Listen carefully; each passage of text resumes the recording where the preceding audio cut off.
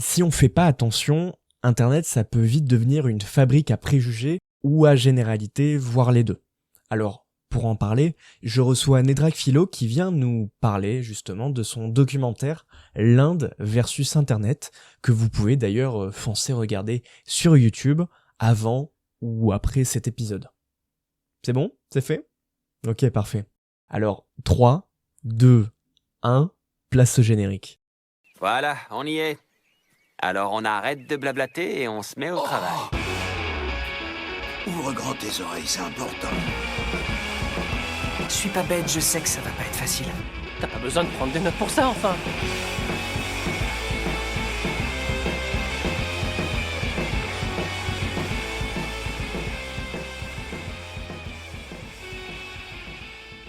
Bonjour à toutes et à tous, bienvenue dans ce nouvel épisode d'Entrepode. J'espère que vous allez bien, que vous avez passé une bonne journée, une belle soirée, ce que vous voulez au final.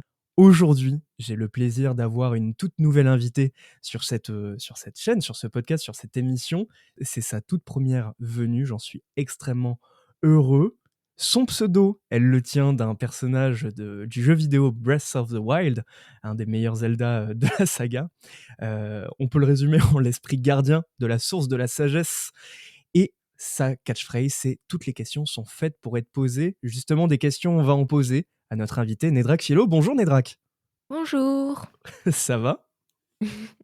Ouais, ça va, je suis un peu stressée, mais ça va. Bon, je te rassure, c'est pas noté, tout va bien se passer. Et je le suis tout autant, donc c'est magnifique. Ok. Alors, Nedrak, pour celles et ceux qui ne te connaîtraient pas, est-ce que tu pourrais te présenter? Je fais du contenu sur Internet depuis 1 an maintenant et globalement autour de la philo, de la création en général. Mhm. Et voilà. Donc j'essaye de diversifier, de faire un peu tout. Ouais. Mais la philo, c'est ma passion depuis toujours. Donc voilà. Trop bien, parce que tu as fait des études de philo, c'est ça, auparavant? Alors, j'ai essayé la fac de philo qui m'a Ouais. pas trop convaincue. Donc, je suis vite partie. J'avais un peu comme objectif d'avoir une approche moins théorique de la philosophie, de plus tester par moi-même, par le voyage, par la pratique, Ouais. en fait. Donc, voilà, toutes les manières de faire la philo sont bonnes.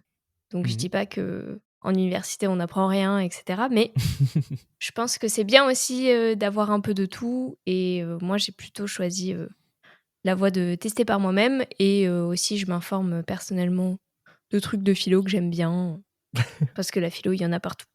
Bah, c'est trop bien, sachant que bah, je suis d'autant plus heureux de t'inviter sur ce podcast que par le simple fait, notamment que bah, dans tous les épisodes que tu peux faire, tu t'inspires pas mal des jeux vidéo, des mangas, des animés, quelque chose qu'on a essayé de faire durant toute une saison. Et c'est génial, bah, comme tu le dis, de voir que la philo est partout et dans tous les produits qu'on peut consommer aujourd'hui.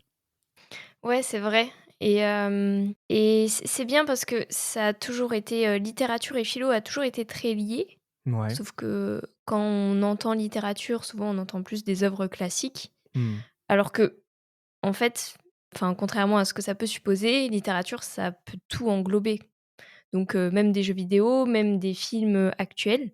Hmm. Et j'ai toujours aimé ça parce que quand j'étais à l'école, donc quand je passais mon bac, Ouais.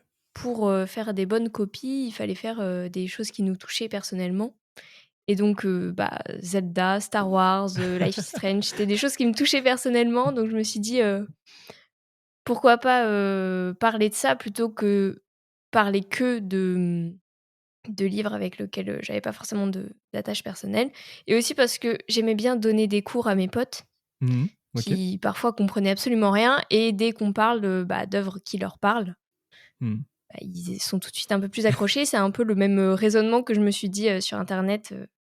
Les gens vont être plus satisfaits si on parle de choses qu'ils aiment déjà. Et Totalement. en plus, ça permet de mieux comprendre, du coup, les œuvres qu'on aime. Bah, je suis totalement d'accord avec toi.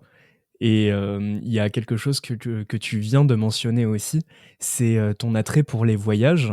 Ça tombe bien parce que tu as filmé un de tes voyages actuellement, celui, que tu as fait en Inde, qui t'a permis de créer le documentaire, Internet versus l'Inde, si je me trompe pas, c'est bien ça le titre? L'Inde versus internet, L'Inde presque. versus ah merde!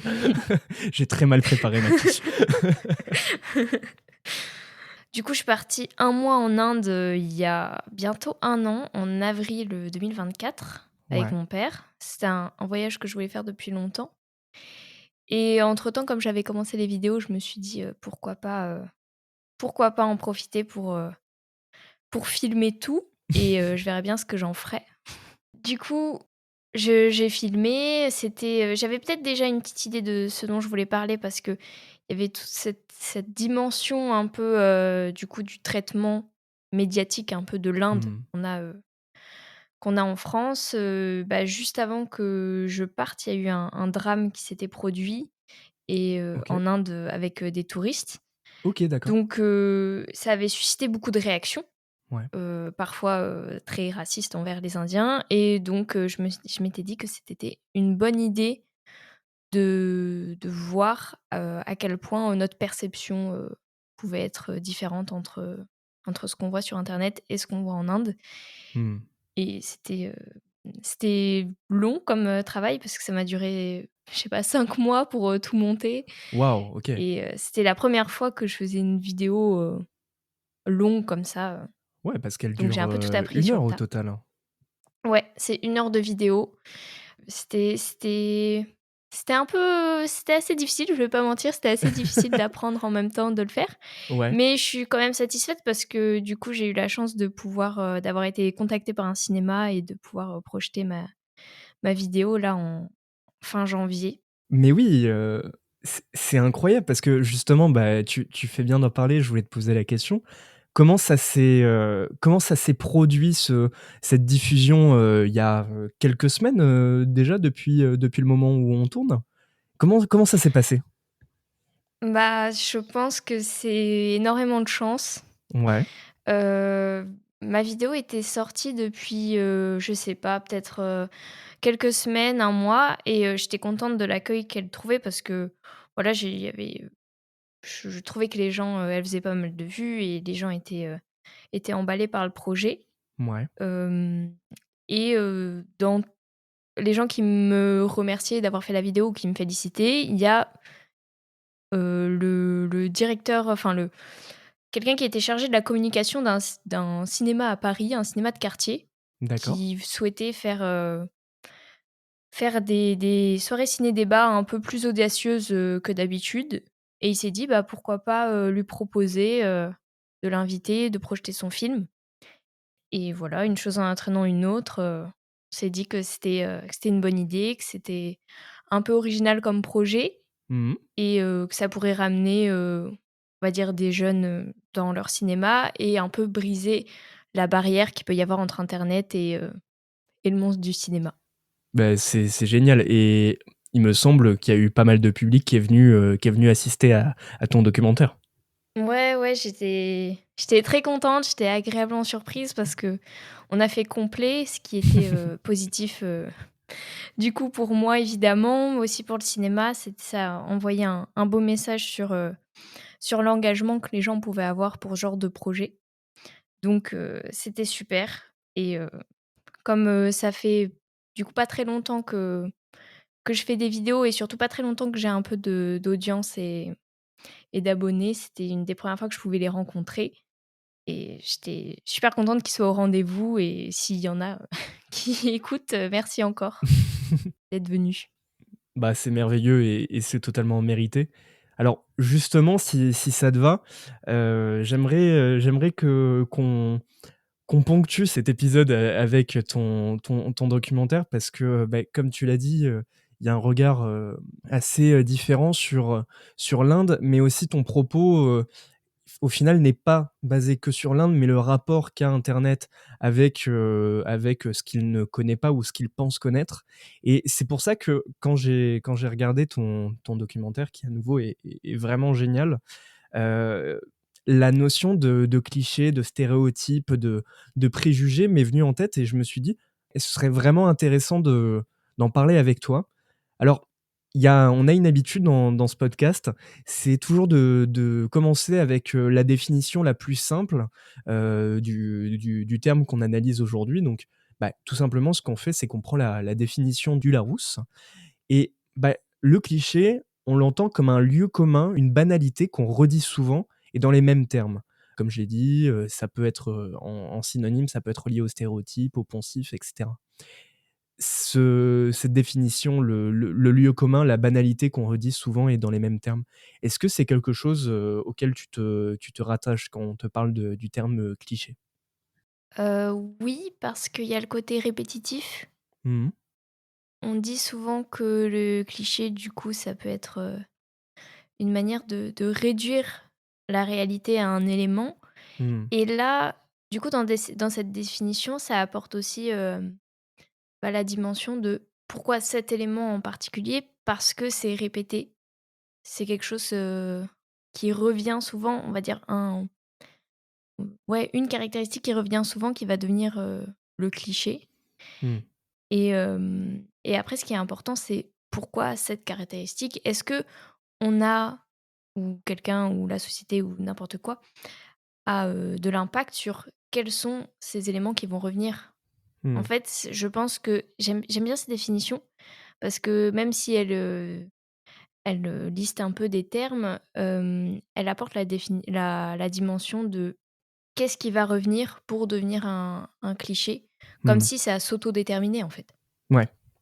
Bah, justement, je me suis dit que ça pouvait être intéressant de prendre cette définition parce que, il y a un terme que tu mets souvent en avant durant le documentaire, c'est celui de la subjectivité et le danger d'essentialiser les gens pour, les définir par rapport à notre regard. Au tout début de ton film, tu commences avec, la phrase suivante: Demande à n'importe quel Indien de te parler de ses enfants et de sa famille, il te racontera toujours la plus belle histoire d'affection qu'on puisse entendre. Car nous sommes tous les mêmes. Mais je ne suis pas ici pour voir ce que les hommes ont en commun. Je suis ici pour voir la singularité, pour voir si l'humanité est uniforme ou s'il existe encore la différence. Quelque chose que je trouverais réellement incompréhensible, là où mon empathie ne peut plus aller. Mais je peux ne rien voir et être déçu, constater cette uniformisation. Alors la question n'est pas cette différence existe-t-elle, mais quelle portion de l'ombre de cette infinité vais-je réussir à percevoir?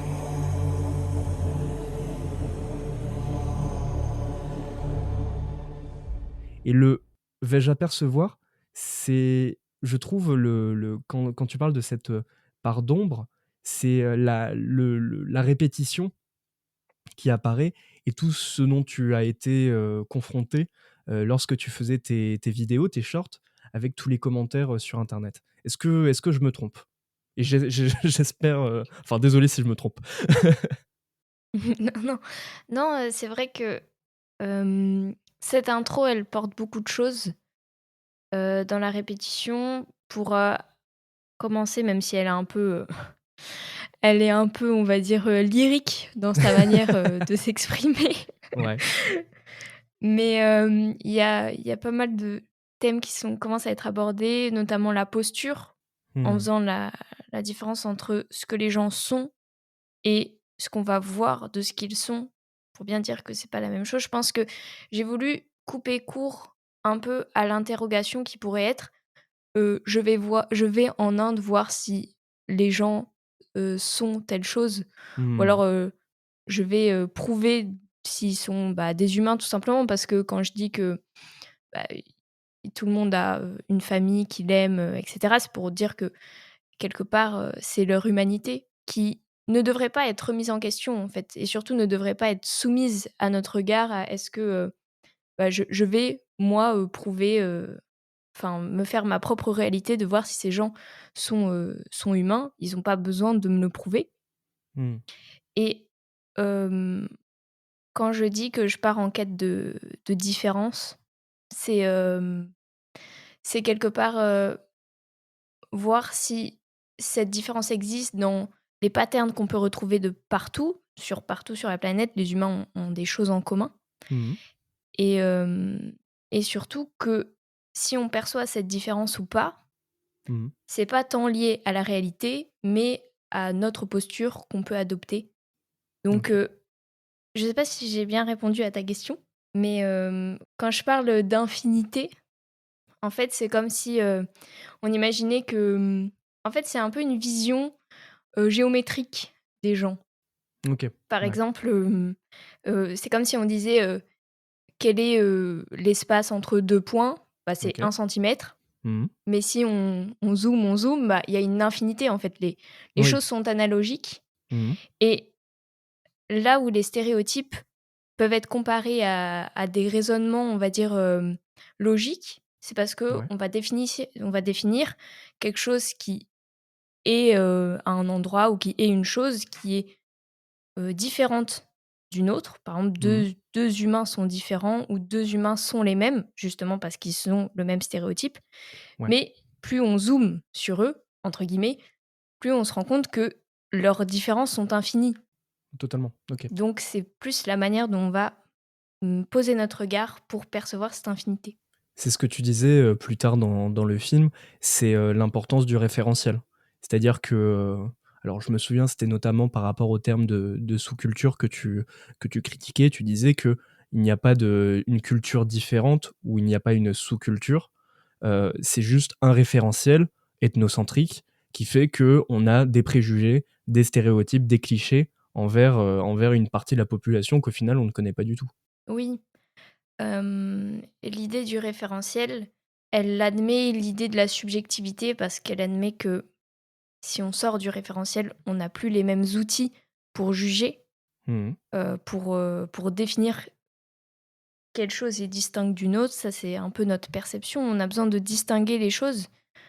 Or, peut-être que si on sort de ce besoin de tout distinguer, on se rend compte que nos outils pour le faire sont très subjectifs. Mmh.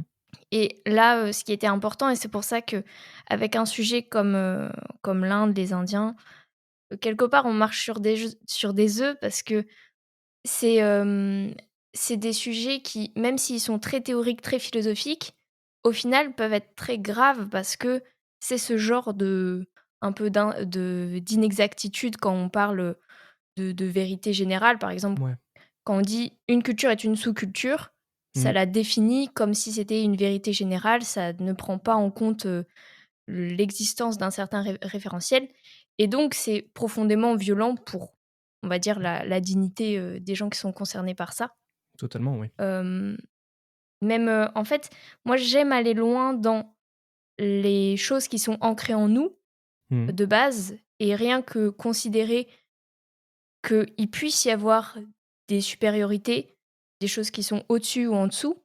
On peut très bien, ça aussi, le remettre en question et se dire que Totalement. c'est même pas une question de savoir si l'Inde est au-dessus ou en dessous selon un référentiel, mais Mmh. juste est-ce que il existe au-delà de nous des principes de supériorité? Peut-être pas, sûrement pas, à mon avis.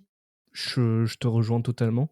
D'autant plus que, bah, ça notamment tu le relis avec internet. Pour le bien de l'émission, j'avais, fait quelques recherches, d'auteurs qui avaient, traité de la question de la subjectivité et c'est, l'idée, que tu viens de mettre en avant, c'est quelque chose, qu'on peut voir, dans l'étude de Bernard Valade, qui a étudié justement toute la sociologie du cliché. Donc cette sociologie, elle a commencé, dans les années, 1920 avec, Walter Lippmann et qui définit le cliché comme, le fait de connaître le monde avant de l'avoir vu. Ce que tu disais, dans ton documentaire avec, «Pourquoi aller dans ce pays alors que je sais déjà que je n'aime pas ce pays?» Ça, tu le disais tout au début de ta présentation, pardon et c'est assez intéressant parce que, heu, enfin, comment dire? Le mirage du référentiel, en disant que justement il y aurait une culture supérieure à une autre, alors que pas du tout, bien évidemment. Des auteurs, donc comme, Lippmann et bien d'autres, le mettent en relation avec des notions comme, l'in group et l'out group, c'est-à-dire mon groupe, celui auquel j'appartiens et l'autre, l'out group, du coup, ce qui va, définir tout l'ethnocentrisme qu'on connaît actuellement Et du coup, si le sujet vous intéresse, je vous invite donc à aller voir les travaux de Summer, de Stotzel. De toute façon, tout sera toutes les références seront dans l'épisode. Mais du coup, le stéréotype aussi, c'est quelque chose d'assez fou parce que là où on peut avoir de la nuance dans certains propos, la mise en place du cliché, c'est au final quelque chose d'assez peu rationnel. Soit il y a une adhésion totale à quelque chose, soit un rejet en bloc. Et donc, c'est quelque chose d'extrêmement impulsif, en fait, le cliché, le stéréotype. Et cette impulsivité, t'en as été victime quand tu as fait tes vidéos sur Internet, notamment au niveau des commentaires. Oui, oui, oui, parce que il y a le stéréotype est sûrement quelque chose qui rassure, Ouais. parce que du coup, c'est une lecture de la réalité qui, on va dire, fait illusion d'une certaine omniscience en fait de ce que les choses pourraient être. Et Mhm. donc quand on admet que des choses existent au-delà de ces clichés, de ces stéréotypes, ça met dans un certain inconfort. Et pour moi, cet inconfort, il se traduit par l'inversion de la position d'observateur. Ok. C'est-à-dire que dans la logique, on définit un stéréotype par rapport à ce qu'on voit. Alors par Mhm. exemple, je sais pas, moi je vois que tous les signes sont blancs, donc le stéréotype c'est que les signes sont blancs. Ouais. C'est mon stéréotype, c'est ce que j'ai vu. Et quand je vois par exemple un signe noir, je vais pas me dire ah bah mon stéréotype est faux. Mhm. Je vais me dire parce que mon stéréotype est que les signes sont blancs, alors ce signe n'est pas un signe. N'est pas un signe, ouais. Voilà. Ce signe noir ne peut pas être un signe parce que les signes sont blancs. Et ça, c'est important parce que quand, par exemple, on dit, bah voilà, votre réalité est fausse, j'ai des Indiens qui font telle chose ou des Indiens m'ont dit telle chose, etc. Ils vont dire, ah bah c'est faux, Mhm. c'est pas vrai. Ouais.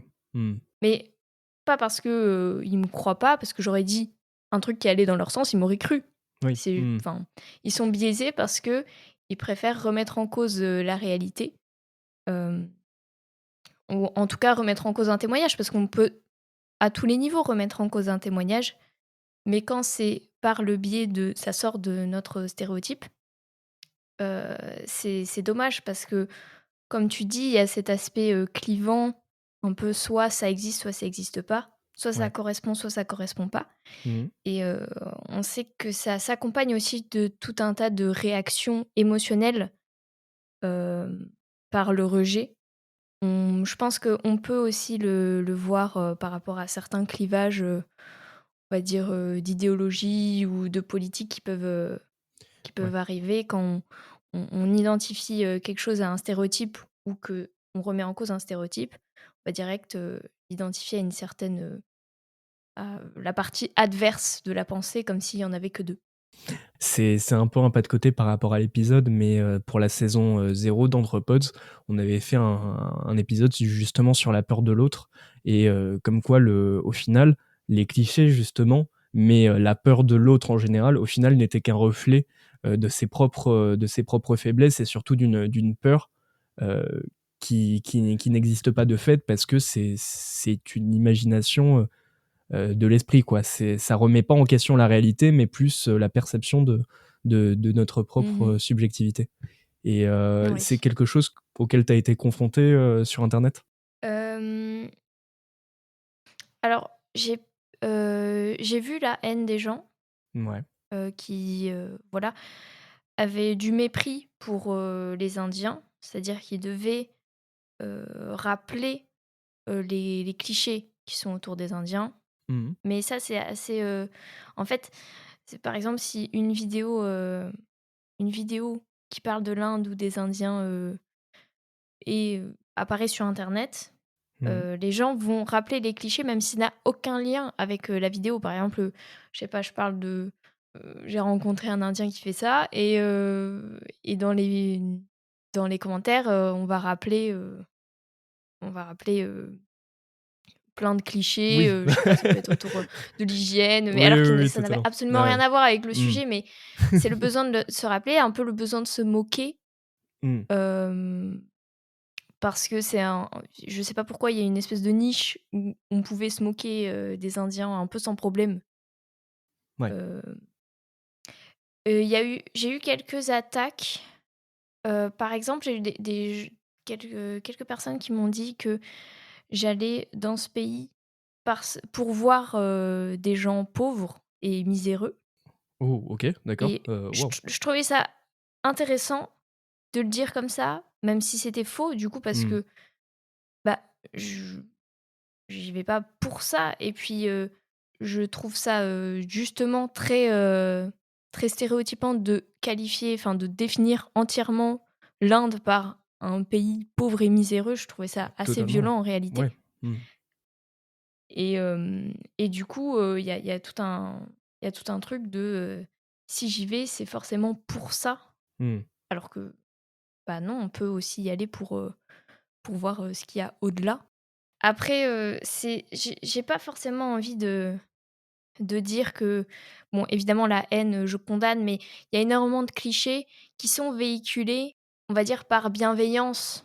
Mmh. J'ai vu une vidéo il y a pas longtemps sur une indienne qui reprochait au reportage d'Arte sur l'Inde de toujours parler, de d'hygiène, Ouais, OK. de maltraitance, de Mmh. violence, et Mmh. de dépeindre un portrait de l'Inde qui était, voilà, ultra catastrophique et cetera, Ouais.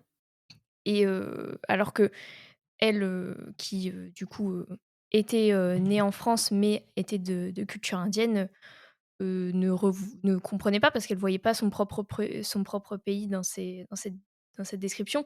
Donc Ouais. parfois même des instances plutôt, on va dire, officielles dans lesquelles on a confiance, peuvent Mmh. transmettre une vision, stéréotypée, Ouais. d'une réalité, Bah, et c'est encore ce une que fois, le stéréotype, c'est pas forcément quelque chose qui est jamais vrai, c'est juste une essentialisation. ouais. Bah, ça me fait penser notamment, à un moment dans la troisième partie de ton reportage. Tu parlais avec, Unati, donc que tu as rencontré dans le train et alors, est-ce que c'était avec Unati ou c'était un peu après? Je me rappelle plus trop. Mais et tu disais, «Oui, mais par exemple, moi, je suis française. OK, c'est le pays des droits de l'homme, mais est-ce que c'est la France que moi je connais? Est-ce que c'est ma réalité?» Et à nouveau, effectivement, c'est l'essentialisation, de ce que tu vis. Est-ce que c'est la vérité ou pas? Et j'ai justement, vu qu'on parle d'Unati, il y a une très grande, part du témoignage dans ton récit. Tu disais, «On n'échappe pas à sa subjectivité». Et pire encore, on ne doit pas feindre l'objectivité, et pour ponctuer un peu, tout ton documentaire, tu as rencontré différentes personnes. Alors, moi j'ai noté, prêchante, dans la boutique, une présidente d'association à Jaisalmer? Jaisalmer, oui. Jaisalmer? OK. Pardon, Ouais. si je me trompe, tu surtout pas à me couper. Et Non, c'est pas moi qui vais pouvoir te corriger. OK, très bien. Et effectivement, donc Unati, une jeune femme, étudiante, il me semble, que tu as rencontrée donc dans le train. Et effectivement, donc tu mettais en avant l'importance, de surtout pas donner un discours généraliste, objectif et cetera, parce que c'est ça le plus dangereux. Et pour, montrer autre chose que ta simple perception, il y avait les témoignages. À quel point c'est important pour toi? Et à quel point ça a été important de les rencontrer, ces personnes? Bah, déjà, c'était important, d'un point de vue purement, pour la vidéo, on va dire pour l'image, parce que, essayé quand même de flouter un peu tous les gens avec qui Mmh. j'avais pas, on va dire, d'accord. Donc, Ouais. si j'avais pas eu, Preshant et Unnati pour prêter leur voix, prêter, leur visage, c'est Mmh. vrai que au niveau visuel, on n'a pas, enfin, on n'aurait pas eu, on va dire, d'accroche. Ouais. Enfin, ça aurait été, assez particulier de faire un documentaire sur l'Inde avec aucun Indien et juste moi ou juste mon père, ça aurait été un peu moins bien. Donc déjà, j'étais contente, je savais que pour la diversité des images, c'était important, Ouais. et aussi, bah, du coup, des témoignages parce qu'effectivement, il fallait que j'aie la parole de gens qui étaient concernés, et dans l'idéal, plusieurs, Mmh. sachant que c'était assez difficile à obtenir. j'ai pu y arriver, même si je paraphrase. En réalité, j'ai essayé OK. de faire pour qu'on ne le ressente pas trop, mais je paraphrase ce qu'ils disent parce que c'était souvent dans des moments où j'avais par exemple, Unati dans le train, bah, j'ai enregistré, mais on n'entendait absolument rien, en fait, à la fin. Oui, Donc d'accord. j'ai dû un peu répéter ce qu'elle a dit voilà, pour lui donner une voix quand même et hem et je pense que par rapport à la réalité, quand on est sur internet et qu'on cherche une information, on peut tomber sur des sites officiels qui vont donner une information, aller en Inde, demander à quelqu'un qui va donner totalement une autre information. Par exemple, sur Mmh. leur culture, comment ça fonctionne ou et là, tu peux pas te dire, bah, avec toute, l'objectivité du monde, bah, tu as faux parce que j'ai vu, sur le site Le Monde que ce n'est pas ça. Enfin, tu peux pas adopter Ouais. cette posture. Il y a un problème d'humilité là-dedans Mmh. Je vois ce que tu veux dire. et je pense que c'est vraiment la relation qu'on a à la vérité. L'enjeu, c'est pas de dire: «Il y a plusieurs vérités, la vérité n'existe pas». Pas dire qu'il y a enfin, je sais que ça c'est une posture qui peut être dangereuse de dire qu'il y a plusieurs vérités et qu'au fond, la vérité n'existe pas vraiment. Je pense Ouais. que c'est plus une humilité qu'il faut avoir face à, bah, la vérité unique. Elle est certes unique, mais elle est aussi infiniment complexe Mmh. et infiniment inaccessible. Ouais. Donc avoir, plusieurs, vérités, on va dire, en tout cas plusieurs témoignages qui vont parfois se contredire, bah, c'est au contraire approcher, ce que peut être une réalité qui est plus complexe. Mmh. Moi, j'ai choisi de plutôt privilégier du coup les témoignages pour transmettre, ce que j'avais à dire parce que sinon, comme je le dis dans le documentaire, je crois que je le dis, bah, ça sert à rien d'être parti, c'est pour au final tout trouver sur internet. Totalement. Du coup, j'ai préféré, enfin, voilà, écouter ce qu'ils avaient à me dire Ouais, et même si eux 2 parfois se contredisent et disent pas les mêmes choses, en même temps, ils sont très, très éloignés géographiquement en Inde, totalement, donc ouais. c'est normal. Je pense que c'était très important d'avoir, de leur donner une voix parce que c'est ce que je reproche un peu, à tous les documentaires Arte, par exemple, qui parlent de l'Inde.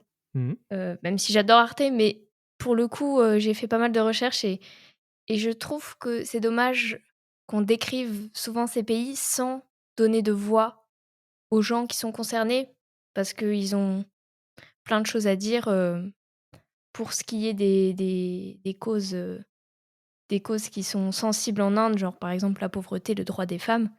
Mmh. On a souvent une approche très descriptive, de ce qui se passe en dressant un constat assez, alarmant et horrible, ce qui est pas forcément faux, mais on parle pas forcément des initiatives que les Indiens et les Indiennes font pour résoudre leur situation, les problèmes qui s'affrontent et c'est, je trouve, eux qui devraient avoir, le plus de voix. Donc voilà et en parlant de stéréotypes d'ailleurs, quand j'ai demandé à Unnati, les stéréotypes sur les Français, Ouais. elle m'a dit qu'ils étaient tous en burn-out, Oui, ce qui est encore une fois peut-être une partie de la réalité, mais c'est pas pas faux, tout le c'est pas monde. faux. Ouais, effectivement. Donc je trouvais que c'était une bonne façon de renverser l'appareil. C'est quelque chose que j'ai pas mal demandé aux gens. Qu'est-ce qu'ils pensaient des Français? Quels étaient leurs clichés? OK. Et c'était Ouais. toujours super intéressant Mmh. parce que en fait, c'est assez facile de voir comment ils ont appris ça et la plupart du temps, c'est par internet. Oui, voilà. Mmh. C'est, heu, c'est des médias qui vont dire: «Ah bah voilà, en France, tant de burn-out, ou alors en France, il se passe ça». Et oui, c'est on se rend compte que c'est la question n'est même pas que c'est vrai ou que c'est faux, c'est sûrement une partie de la réalité, mais c'est on voit bien quel est leur regard et leur regard, il est par, souvent l'information. Ouais. Bah, en plus, je pense que tous les 2 on doit être de la même génération. Moi, c'est quelque chose qui m'avait souvent marqué par rapport, à l'Inde, mais d'autres pays comme l'autre pays qui me vient, c'est par rapport à la Russie. Mais, je me souviens que dans les années, 2010, des créateurs de contenu comme Antoine Daniel ou d'autres, bah, justement alors, est-ce qu'ils avaient une approche, misérabiliste? Je sais pas, en tout cas en termes de clichés, ça mettait en avant tout ça. Et au final, comme tu dis, on n'avait qu'une infinité, enfin, j'ai plus le terme infinitésimal de ce qui existe réellement dans le pays. Et d'ailleurs, enfin, il y a aussi un truc que tu disais durant le documentaire, c'est que dire ouais, les Indiens c'est ça, c'est comme enfin, assimiler dans un même pays les Français et les Croates. Parce Ouais. que ça a un réel intérêt, quoi. Ouais, voilà, c'est terriblement imprécis. Mhm. Et je trouve ça intéressant ce que tu dis par rapport aux vidéos d'Antoine Daniel, etc. Alors, si je vois à peu près à quoi tu fais allusion pour approcher les, les Indiens et les Russes, Ouais, c'est un peu ce genre de vidéo où, par exemple, en Inde, ça va être les routes ou des constructions complètement casse-gueule ou des choses comme totalement, ça, ouais. où ça va être drôle. Et Mhm. je pense que du coup, on va avoir cette image-là parce qu'on aura vu plein de vidéos. Il peut y en avoir des milliards et des milliards. De toute manière, il y a beaucoup d'Indiens, donc il y a beaucoup de vidéos. Ouais. Euh, je pense que ce qui est intéressant, c'est de voir justement pourquoi c'est ces vidéos qu'on voit. Mhm. Est-ce que c'est une description fidèle quand le critère pour qu'une vidéo nous parvienne, c'est qu'elle nous amuse? Alors on va se Mhm. dire, les Indiens Mhm. sont amusants. Ben si le critère pour voir la vidéo, c'est que c'est amusant, bah, du coup, on est complètement Il- biaisé. Voilà, Et, il y a un gros et ça, problème de... c'est... Ouais, il y a un problème d'objectivité. Ouais. Et ça, c'est intéressant parce que euh, quand on parle de stéréotypes, on peut parler de pourquoi c'est certains stéréotypes et pas d'autres. Parce que parfois, Mhm. on pourrait se dire, mais ça pourrait être complètement d'autres stéréotypes. Mais c'est aussi motivé par une volonté de spectacle. C'est un peu ce que j'ai voulu Mhm. dire Mhm. dans le rôle de l'exotisme, notre posture. Il y a un côté, il y a un côté euh, voilà, spectacle humain. C'est un peu dur à dire comme ça, mais Oui. je pense que c'est assez à propos de qu'est-ce qu'une culture, qu'est-ce qu'un pays peut nous apporter, nous émouvoir ou nous distraire. Et du coup, on va retenir que ce côté-là parce qu'on se perçoit comme le personnage principal. Bah, alors justement, si ça te va, on pourra en parler juste après, parce que c'est un point qui me tenait vraiment à cœur et je trouve que les analogies que tu faisais étaient vachement intéressantes. Juste avant, je voulais parler avec toi de manga, parce que ça me tient aussi à cœur de relier justement des œuvres littéraires avec tous les propos qu'on disait.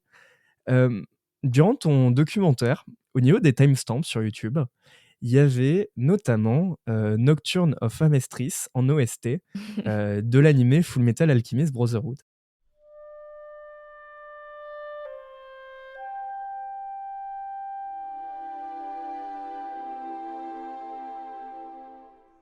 Ça m'a fait extrêmement plaisir de le voir, enfin de voir cette OST, notamment au niveau des timestamps.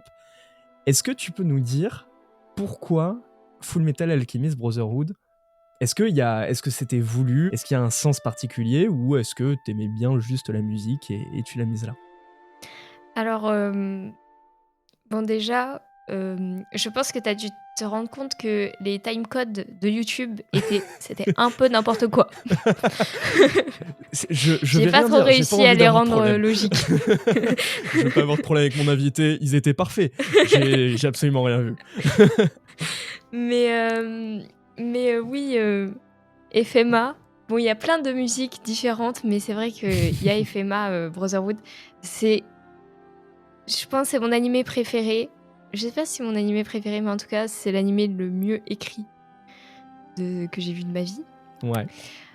Ça aurait été Attack on Titan si la fin était pas aussi nulle, mais on va dire que c'est FMA merci 100 maintenant. fois d'avoir dit ça. Mais on y reviendra sur l'attaque des titans. Parfait. Je pense que... Enfin, depuis que j'ai vu l'animé quand j'avais 13 ans, cette musique, elle est jamais sortie de ma tête. Là. Nocturne... Enfin, mais toutes les musiques de Brotherhood sont assez extraordinaires. Quand je mets des musiques dans mes documentaires, en fait, c'est même plus... Je fais mes vidéos par rapport à des musiques. Donc d'abord, j'écoute des musiques D'accord. qui me plaisent et puis après, ça me donne des idées. Ok. Donc, il n'y avait pas une volonté dans le sens de FMA D'accord. Je pense que c'était vraiment le mood de la musique qui m'a plu parce qu'il y a ce côté un peu mystérieux, un peu, si je me souviens bien du thème, à la fois doux et en même temps un petit soupçon de mystère, de Ouais, malaise. Je sais pas trop, je saurais pas trop je te rejoins comment totalement. l'exprimer, Ouais. mais c'est vrai que j'aime beaucoup ce thème. C'est vrai que Fullmetal Alchemist, ça parle de culture, ça Hmm. parle de rejet de l'autre, ça parle d'humanité aussi beaucoup. Ouais. Faudrait que je revoie l'animé et que je fasse une vidéo dessus parce que Ah bah, je c'est t'en supplie. Non, mais alors, d'autant plus je t'en supplie parce que il y a un personnage que je trouve très important dans la série et qu'on peut relier avec justement le témoin d'une civilisation, le personnage de Scar, et donc la population Ijvalienne, enfin Ijval quoi, qui malheureusement Mmh. a subi un génocide. C'est l'un des plus gros propos de FMA. Et je trouvais que c'était hyper intéressant la position justement que tu avais par rapport au témoignage, tout ce qu'on a pu dire auparavant. Parce que Scar, tout comme peut l'être Unati, Préchante ou la présidente d'association, justement, en fait, sont des points de vue d'une même culture.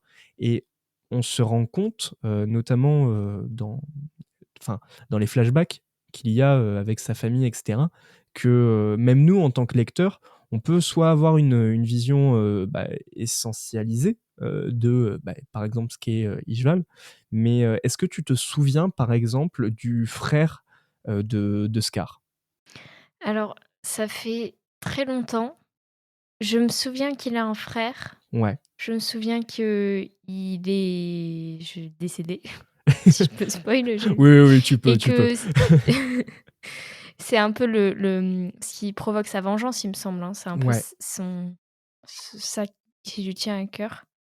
Il y avait tout ce truc avec les yeux bleus, les yeux rouges. Ouais, et puis même, on voit bien dans la manière dont sont représentés, il me semble, les bâtiments, même la guerre, et cetera, ça fait penser un peu au peuple du Moyen-Orient, Ouais. il me semble, hein. Il y a Ouais, ouais, un petit totalement. Il y a côté une un peu grosse comme ça. inspiration. Il me semble que c'est Proche-Orient majoritairement. Avec, Mmh. si je dis pas de bêtises, Asie orientale et centrale, parce que je pensais aux Mongols, mais je suis plus sûr maintenant. Bref, mais effectivement, enfin, c'est assez intéressant parce que si Amestris peut représenter, on va dire, l'Occident, le regard qu'ont les personnes sur la population isvalienne, c'est une approche très misérabiliste au final. Et même si elle se veut bienfaiteuse, ouais, je sais plus si Mmh. c'est français, Ouais, ça un peu rappelle. bienveillante, un peu. Exactement. Mmh. Totalement. Mais ça rappelle un peu est-ce que tu connais la théorie du white man burden? La complainte de l'homme blanc, le sacrifice de l'homme blanc, c'est-à-dire l'homme blanc qui doit venir sauver les populations qu'il juge Mmh. comme endeuillées, etc., Ouais. alors que pas du tout. Ouais, Et je connais le complexe du sauveur ou un truc comme ça doit être, voilà, exactement. mmh. Exactement. Ouais. Et c'est quelque chose, toi, que tu as pu ressentir dans FMA. Est-ce que c'est un thème qui te parle? Est-ce qu'il y a des thèmes en général qui te parlent dans FMA que tu trouves assez intéressants? Je me souviens qu'il y a vraiment un truc de culture quand même, la croisée des cultures, parce que Hmm. il y a les Ishbal et il y a aussi les Xing, qui est un personnage assez fun, il me Ouais, semble, ouais, et mais bien sûr. sa copine. Oui, il y a un côté culture et je pense que c'est assez intéressant. Alors je me souviens plus la position d'Edward par rapport à ça, même si, me rappelant de son caractère, il devait pas non plus être dans le white savior, je pense qu'il est Bon, il est ouais. moins là-dedans. Ouais. Mais il y a un fossé entre pitié et dignité, en fait. Hmm. Souvent, ce que demandent, les peuples qui ont été, voilà, violentés, essentialisés, asservis de plein de manières possibles, c'est plus de la dignité que de la pitié Hmm. et souvent, on peut leur donner que de la pitié. En tout cas, on leur donne que ça. C'est même, l'inverse Et je Mmh. pense que c'est dommage que notre réaction de pitié, elle, elle empêche certains peuples de se reconstruire ou d'accéder, ouais, Mmh. à leur souveraineté parce que c'est ça le problème, je trouve, du white savior, c'est que ça enlève, la souveraineté des peuples, comme Mmh. s'ils avaient forcément besoin d'être aidés alors que, bah, la plupart, enfin la liberté et la souveraineté des individus, ça devrait être le Le plus B.A.-ba. important. Ouais. Alors, je me souviens plus de ce qui s'était passé à Ishval. Alors ils s'étaient fait génocider C'est ça. et Il y puis a il y a un truc où on s'en souvient pas trop, où ça a été un peu passé sous le tapis, non? c'est ça. Il me semble qu'il y avait un conflit entre Amestris et Ishval, mais pour l'instant, il y avait une sorte de cessez-le-feu ou en tout cas intervention des forces, armées, d'Amestris sur Ishval, mais aucun conflit armé. Mais suite à un événement, qu'on découvrira plus tard, mais qui peut se résumer en la mort d'un enfant, Ishval, bah, justement la population décide de se rebeller, mais rebeller n'est pas le bon terme, en tout cas d'affirmer leur souveraineté et c'est là où, le gouvernement géré par, le Führer décide d'annihiler, tout souvenir de cette Mmh. population et le seul survivant malheureusement, eh bien c'est Scar qui porte, l'héritage et le témoignage de toute sa population, bah, justement sur ses bras et à travers, bah, les souvenirs de son frère. Oui, il y a le truc de 2 territoires qui sont vraiment très, très en tension. Ça c'est marrant parce que même si c'est pas du tout enfin, tu vois, en Inde, j'en avais un peu parlé, mais il y a aussi tout le contexte avec, le Pakistan et donc des tensions qui sont, enfin le fait d'avoir des territoires en tension comme ça, c'est aussi, hem, que un événement prend des proportions, très grandes Mmh. et la réaction des autres est au fond, une justification, des futurs actes qu'on va commettre. Après ça, c'est un peu, je pense, le cas de toutes les guerres. Mmh. Mais par exemple, dans la réaction, comme si le peuple d'Ishval avait, au fond, pas le droit de se rebeller parce que s'il le fait, s'ils affirment leur propre souveraineté, alors ça veut dire qu'ils acceptent le fait qu'on leur réponde à armes égales et du coup, qu'ils soient anéantis. Ouais. Donc je pense que c'est le problème des escalades de violence, dans le Mmh. sens où chacun est l'excuse de l'autre pour encore plus de violence. Oui, parce que je pense que dans l'alchimie, et dans le truc de la pierre philosophale et tout, c'est un peu une allégorie de l'arme de guerre aussi. Oui, totalement et du sacrifice nécessaire pour un idéal, qui peut être au final, vachement souillé. Enfin, on le Mmh. découvre assez vite, je sais pas si tu te souviens, mais au tout départ quand on découvre, comment est créée la pierre philosophale. Ah, c'est horrible ce truc. C'est horri faut vraiment que je le revoie. Beh, écoute, si tu chaud, je vais faire un très vite résumé parce que j'ai complètement oublié de le faire, en fait. Normalement, j'ai toujours l'habitude de dire: «Ouais, c'est publié chez ci, ça, il y a combien de tomes?» et cetera. Heu, mais du coup, Fullmetal Alchemist, qu'est-ce que ça raconte? C'est l'histoire de 2 frères, Édouard et Alphonse Elric. Édouard et Alphonse, suite à la mort de leur mère, vont décider de la ramener grâce à l'alchimie. Rien ne se perd, rien ne se crée, tout se transforme. Vous connaissez Lavoisier. Et suite à cette expérimentation, Edward perd un bras et une jambe, tandis qu'Alphonse va perdre complètement son corps. Et du coup, les 2 vont décider de retrouver leur mère. Non, pardon, pas de retrouver leur mère. Ils vont décider de retrouver leur corps, pardon, grâce à la pierre philosophale. Sauf que, bah, du coup, effectivement, la pierre philosophale, on découvrira assez rapidement qu'elle est faite à partir de quelque chose d'immoral et donc à quel prix Mmh. on peut retrouver notre idéal. Et du coup, il y a la question de la morale qui arrive dans le lot et c'est pour ça que FMA, c'est trop bien. Ouais, faut absolument que je revoie. Mais en fait, je sais pourquoi je veux pas revoir. Parce que j'étais trop triste quand c'était fini. Ah bah oui, La fin là, ça m'a pourtant elle est bien la fin, pour une elle est fois. géniale. Tu as regardé la version Brotherhood ou la version, Alors j'ai regardé, les 2, mais je oh préfère waouh! largement la version Brotherhood. Bah, j'étais matrixée au bout d'un moment, hein, vraiment, quand j'ai découvert, j'ai tout vu. Bah, en plus souvent, enfin j'imagine que, ça a été un de tes premiers animés, En tout cas, ça a été le cas pour moi. C'est génial quand tu découvres ça. Ouais, puis le personnage, d'Édouard est tellement fun Ah et ouais. les 2, le duo Édouard-Alphonse est très fun et en même temps, il y a vraiment ce côté, cette amertume en fait Mmh. de leur passé est horrible parce que la violence qu'ils ont subie alors qu'ils étaient enfants et puis la fin est plus que satisfaisante. Oh que oui. Puis les OST Ah sont bah, bien sûr. extraordinaires. Puis les openings, enfin, même opening ending, enfin, cet animé est parfait. Ouais. Bon, continuons dans notre parcours de ton film.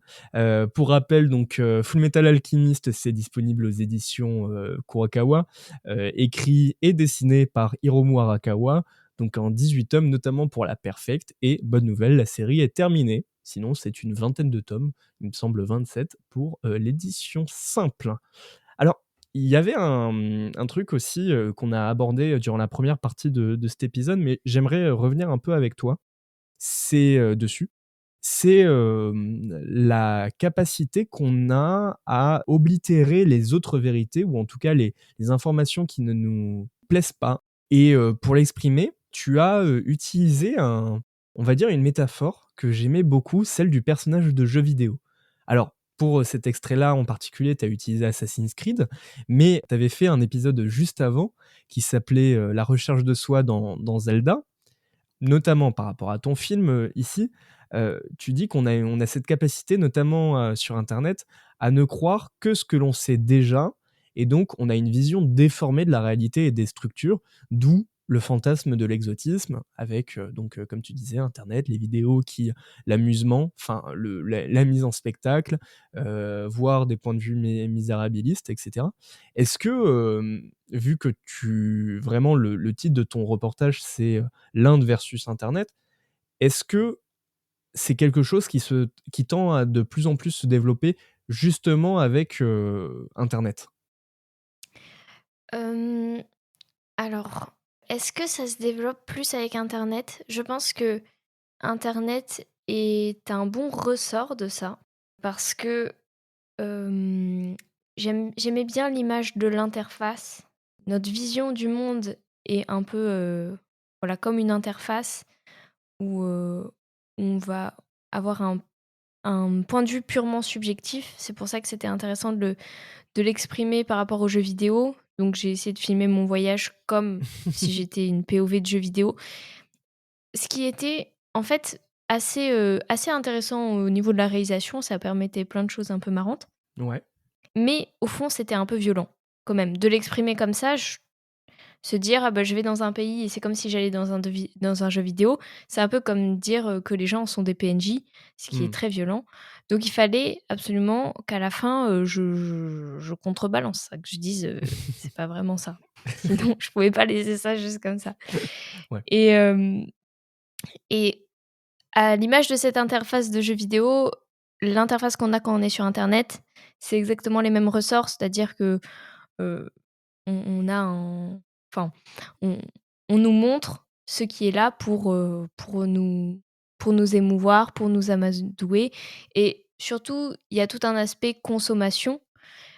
Est-ce que internet est à l'origine de ça? Peut-être que c'est un prolongement, mais c'est pas à l'origine. Pour moi, ce qui est à l'origine de ça, c'est la société du spectacle dans son ensemble. Je Mmh. sais pas si tu es familier avec ça, avec ce Guy Debord, concept? l'un des plus grands auteurs, Ouais, ouais, voilà. Alors j'avais étudié ça, en pendant ma courte, durée, en fac. Ouais. J'avais étudié la société du spectacle de Guy Debord avec l'angle, du critique du capitalisme et c'est vraiment, je pense que c'est vraiment ça dans le prolongement parce que la première, une des premières, expressions de cette société du spectacle, c'est le zoo humain, Ouais. donc qui Mmh. est arrivé, à l'époque quand il y avait carrément des gens dans des enclos pour voir, Totalement. donc ça, Mmh. c'était l'exotisme. Ils sont Mmh. là parce qu'ils sont exotiques Mmh. et on leur demande de montrer cet exotisme, donc leur différence est un est un est un consommable, en fait. Oui. C'est une Mmh. consommation, heu, comme si elle était audiovisuelle, mais en tout cas un Oui. spectacle qui est consommé, c'est leur différence. Et après, l'évolution de ça, c'est les safaris. Oui, Et ah oui, les oui, oui. safaris, c'est avec les animaux, Oui, mais oui, on peut très effectivement. bien dire qu'aller dans un autre pays pour voir les gens, c'est comme faire un Mmh. safari de gens. Ce qui est assez horrible, en fait, dit comme ça. Effectivement, moi je pensais, enfin quand tu parlais, de cet élément de zoo, la transformation, ça a été de décaler le zoo et c'est comme ça que sont apparus les Club Med. Parce que c'est enfin, Ouais. c'est horrible, ce genre d'endroit. C'est, toute la mise en cliché avec des gens qui sont payés pour feindre une réalité qui existe pas, quoi. Bah ouais, parce que c'est en fait, cette réalité, elle est destinée à être un instrument de consommation, un objet de consommation. Mmh mh. Donc on va venir, on propose, aux touristes de venir, consommer l'exotisme des autres réalités, enfin des autres, pays. Mmh. Et du coup, comme le but et c'est ça l'important dans une société du spectacle, c'est-à-dire que d'abord la réalité est une consommation et puis tout ce qui existe ne doit servir qu'à la consommation. Parce que comme on est dans le registre du capitalisme, bah, on va dire, on réduit, les trucs qui sont inutiles, donc tout ce qui est inutile à la consommation. Mmh. Enfin bref, Tout doit avoir une valeur marchande. voilà. Donc maintenant, la réalité d'un pays quand on va le visiter doit exister pour, la consommation qu'on va en faire, donc le spectacle qui va être pour nous. C'est comme ça Mmh. qu'on arrive dans un pays en se disant: «Ah bah, cette ville est nulle», sans dire: «Cette ville est nulle parce que, Oui, c'était voilà, pas il y a rien qui est fait pour moi pour que je le voie». c'est ça, Et ouais. ça, c'est philosophiquement, c'est impactant. C'est impactant au niveau de la dignité humaine, mais c'est aussi impactant au niveau de notre perception de la réalité. Mmh mh. Et c'est pour ça qu'il faut avoir un peu, je redis ce terme, mais d'humilité face à la réalité, Mmh. dans le sens, non, il faut faire la distinction entre ce qui est là pour qu'on le consomme, pour nous émouvoir ou pour qu'on le kiffe, et ce Mmh. qui est là pour les gens.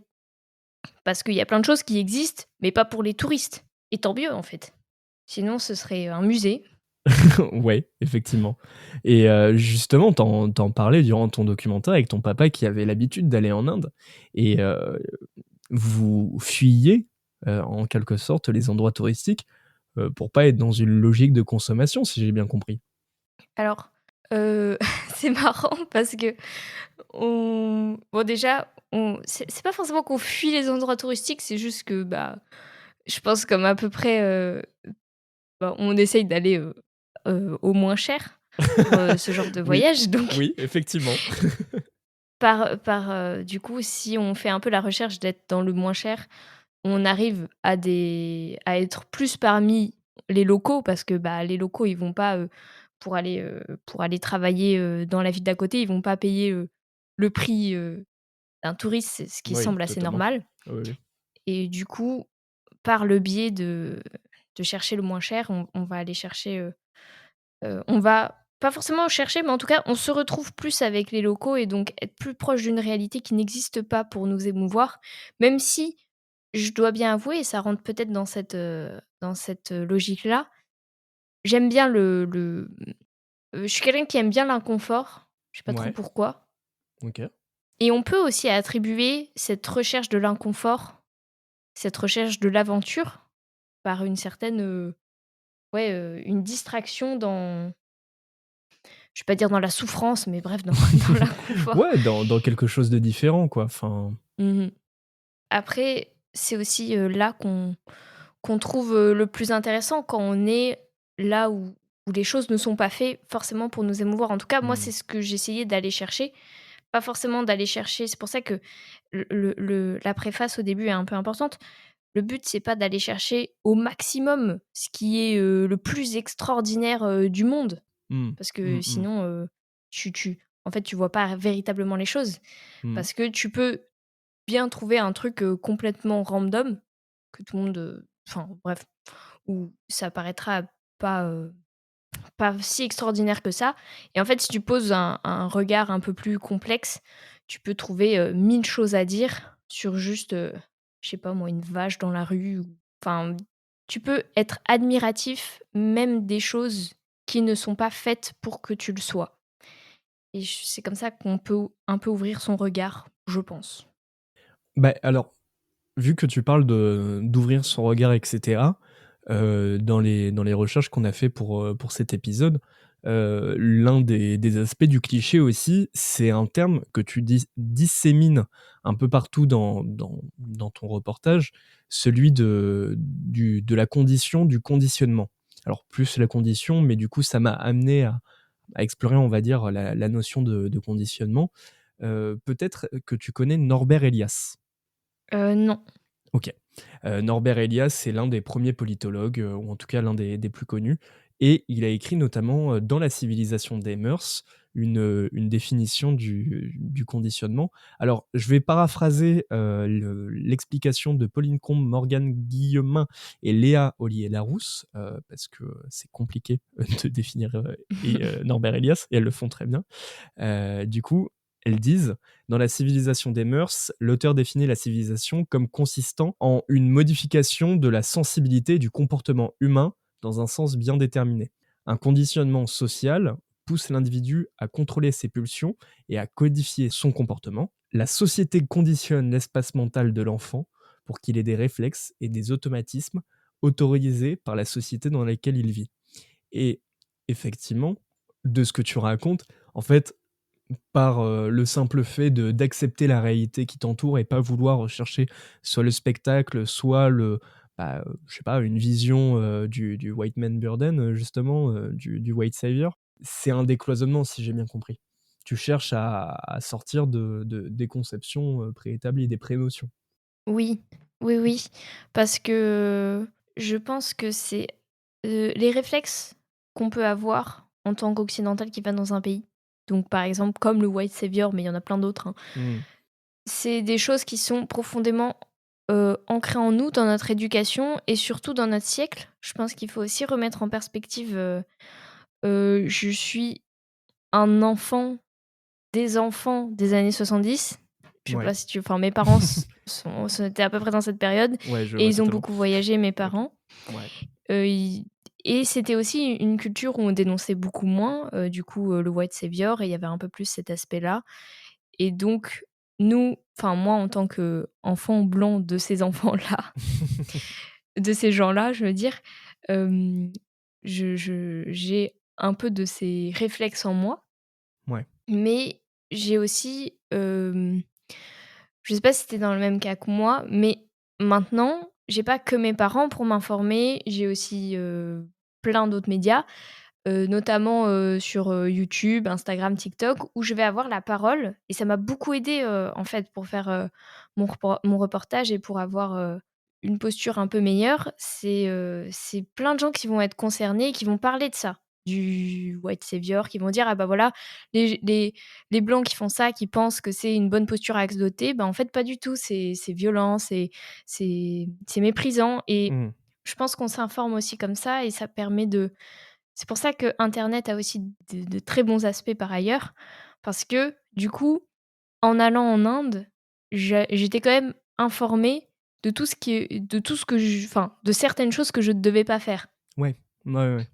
Voilà, ou de postures que je devais pas adopter, enfin, parce que j'étais d'accord avec le fait que c'est vrai quand on y réfléchit, bah, c'est essentialiser une population, commencer ne serait-ce que, tu vois, filmer, des gens, sans leur consentement et cetera. C'est aussi, on s'éduque aussi par internet et l'avantage, c'est que on s'éduque par les personnes concernées, pas seulement Mmh. par nos parents et dans l'extrait que tu as donné, du coup, qui Mmh. parle du conditionnement social, je pense que cette culture enfin, le rapport des occidentaux aux autres cultures, surtout, des pays du sud, enfin, je pense que c'est un peu trop large de dire ça comme ça, mais malheureusement, c'est aussi un peu comme ça qu'on nous le présente quand on est enfant, comme si on avait, bah, les occidentaux, riches, puissants, Ouais. heu, même parfois, intelligents d'un côté et les autres qui, étaient des pauvres, qu'il fallait aider.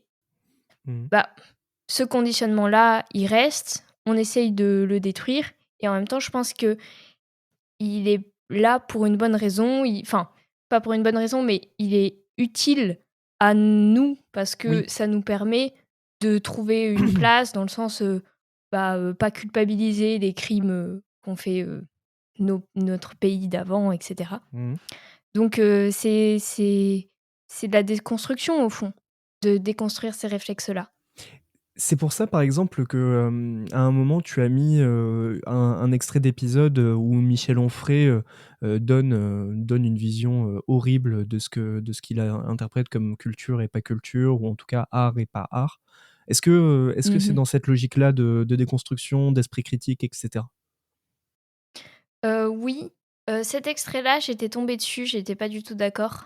Alors j'ai pas non plus quelque chose contre Michel Onfray en général, même si je suis pas forcément d'accord avec ce qu'il dit, mais il parle globalement de la déconstruction de des institutions et que la jeune génération est l'héritier de mai 68 dans le sens, qu'on on sait mieux que tout le monde. Je sais pas trop comment le dire, c'est un Oui, peu ça la et génération d'intellectuels, voilà et qui disait que, maintenant on faisait plus la différence entre, le plafond, de la chapelle Sixtine et un manga, en disant qu'on faisait comme si c'était la même chose et on n'a pas le droit de dire que l'un est supérieur à l'autre et il prenait cet exemple en disant, si je dis que le plafond de la chapelle Sixtine est supérieur à un manga, ça veut pas dire que je me méprise, c parce que si je dis, par exemple que c'est supérieur à de l'art africain, je peux être collectionneur d'art africain et ça veut pas dire que je le méprise.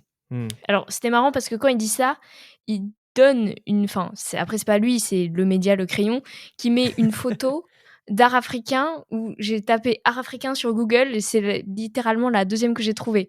Donc déjà là, il y a art africain, c'est très, très large. Mmh, mmh, mmh. Hem, Bon, c'est le la crayon, quoi. photo est voilà, c'est pas c'est il y a aucune, il y a aucun travail de précision là-dessus et c'est même, hyper, au fond, rien que là-dedans, même si le propos, on peut en débattre parce qu'on est dans un cadre philosophique, OK, dans la manière dont c'est traité, ça va pas dans le sens de l'argumentation de Mmh. Michel Onfray de montrer ça comme ça. Parce que du coup, ça lui montre pas son respect envers, l'art africain en tout général. Le pays d'Afrique, bien connu, Voilà. Donc je trouvais ça intéressant de ne pas, vu que Michel Onfray avait cette posture de, on est dans un cadre philosophique, on va parler, argumenter, et cetera. Je je regrettais le fait qu'il ne donne pas plus d'arguments que ça et Mmh. donc moi, c'était dans ma posture de dire: «Bah, je vais donner les arguments, je vais argumenter, logiquement sur le fait qu'il y a pas d'objectivité, ni dans l'art, ni dans la culture et donc il y a pas de sous-culture. Mmh. Parce que j'étais partie aussi du postulat qui était, je pense, un pari en fait, je pars du postulat que la réflexion, hem, on va dire, logique, la réflexion logique n'amène pas au mépris et au dénigrement des gens. Ouais. Mmh.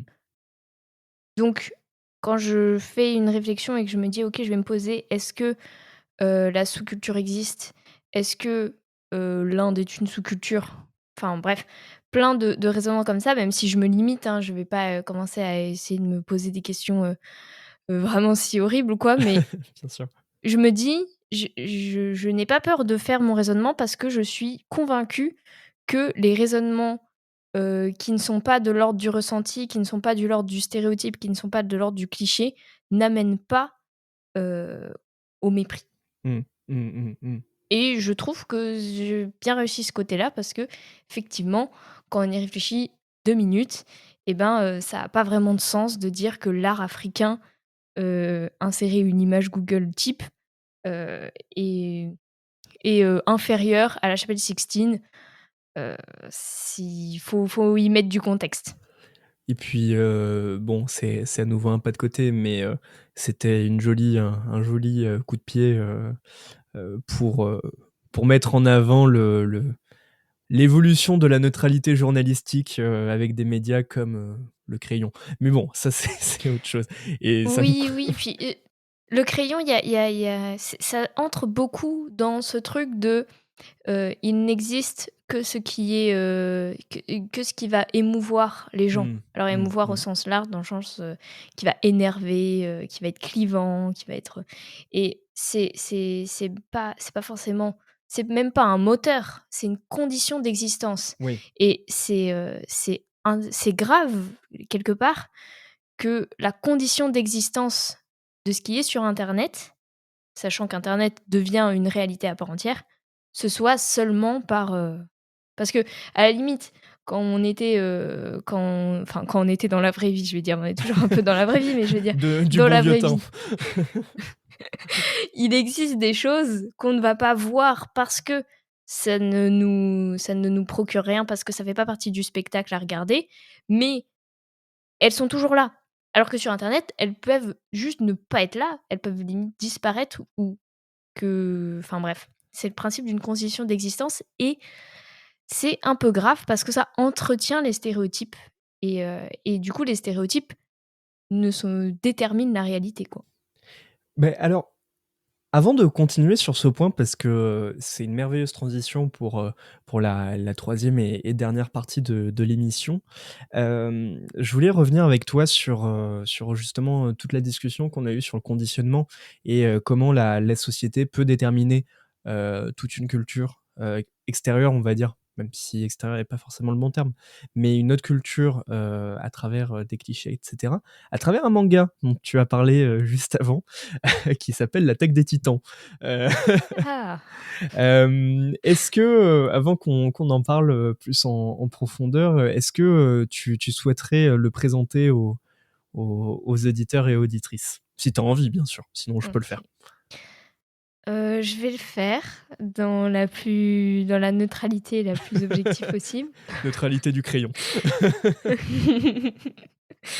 Donc l'attaque des Titans, ou Shingeki no Kyojin en version originale, est un manga sorti je sais pas quand. Je ne serai pas très précise dans cette présentation. Pas grave. Je crois que ça devait être il y a quand même 15 ans, un truc comme ça. Ouais. Ouais. C'est sorti, c'est une histoire qui a été très très très impactante dans notre siècle pour l'instant, je pense. C'est terriblement connu, impactant.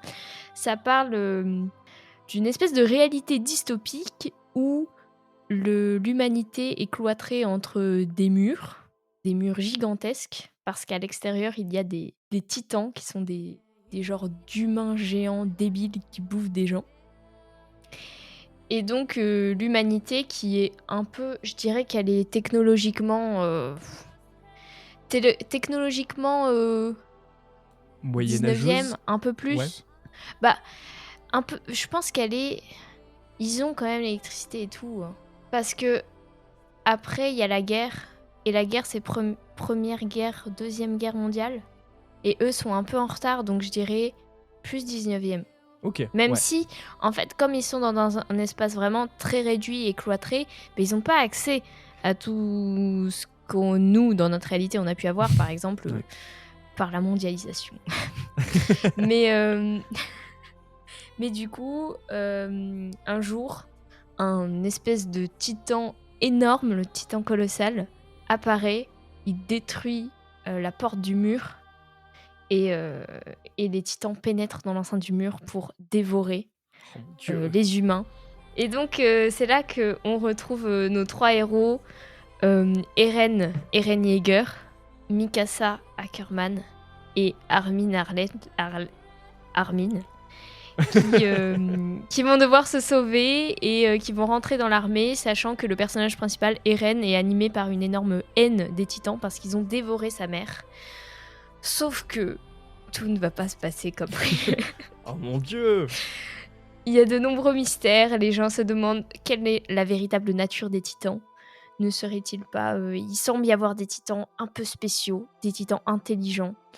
100%, s'il y a des gens, je pense qu'il n'y en a pas beaucoup, hein, mais s'il y a des gens qui n'ont pas encore vu l'attaque des titans, il faut y aller. Ah bah oui. Il faut y aller. Vous regardez les 3 premières saisons, après vous arrêtez. Exactement, je suis totalement Voilà. d'accord. Après la cave, faut... Bon, c'est sympa. Ouais. C'est... Ouais. Alors il y a des bonnes idées après, mais globalement, la fin est... Ouais. En fait, je me sens insultée. Je sais pas vous, mais moi, je me sens profondément insultée. Il faut savoir que l'Attaque des Titans, c'était mon animé préféré pendant toute mon adolescence. Oh non. J'étais tellement fan, j'étais trop hype. pour te dire, j'étais tellement hype qu'à l'heure où tous mes amis avaient lu les scans parce qu'ils en pouvaient plus, moi j'ai tenu, je voulais absolument tout découvrir en Ah même temps que l'animé ouais. pour être dans... J'étais une matrixée. Je suis... Alors, anecdote dont j'ai un peu honte. Vas-y. J'étais tellement matrixée que je suis allée faire mon brevet des collèges avec marqué au stylo, ce qui est débile parce que tout le monde aurait pu croire que c'était une anti-sèche. En japonais, j'avais marqué au stylo Sasageyo sur mon poignet Ah ouais. pour me donner le courage des guerriers. J'étais Ah une matrixée ouais. absolue de l'attaque des titans. Ah ouais, mais c'est un beau Et- niveau là, c'est Ah mais je crois que énorme j'étais respect, mais waouh. en tête de liste de la hype. Ah ouais. C'est une pure dinguerie. Première saison, deuxième saison, pure dinguerie. Troisième saison, pure dinguerie. Même la quatrième, elle est pas mal, mais Ouais. Mais attends, mais ça veut dire que t'as même dû attendre la sortie de l'anime. T'as pas lu le manga quand parce que je n'ai jamais lu le manga. Oh, ah ouais, donc t'étais vraiment patiente parce que la fin est assez récente en animé, ça doit faire 2-3 Mais ans. oui, mais Waouh. oui. Et pour te dire, je savais que j'avais entendu que la fin était nulle, mais je voulais quand même me la garder parce que j'avais espoir. Et j'avais trop peur de terminer. Genre, ça faisait quelques mois qu'elle était sortie.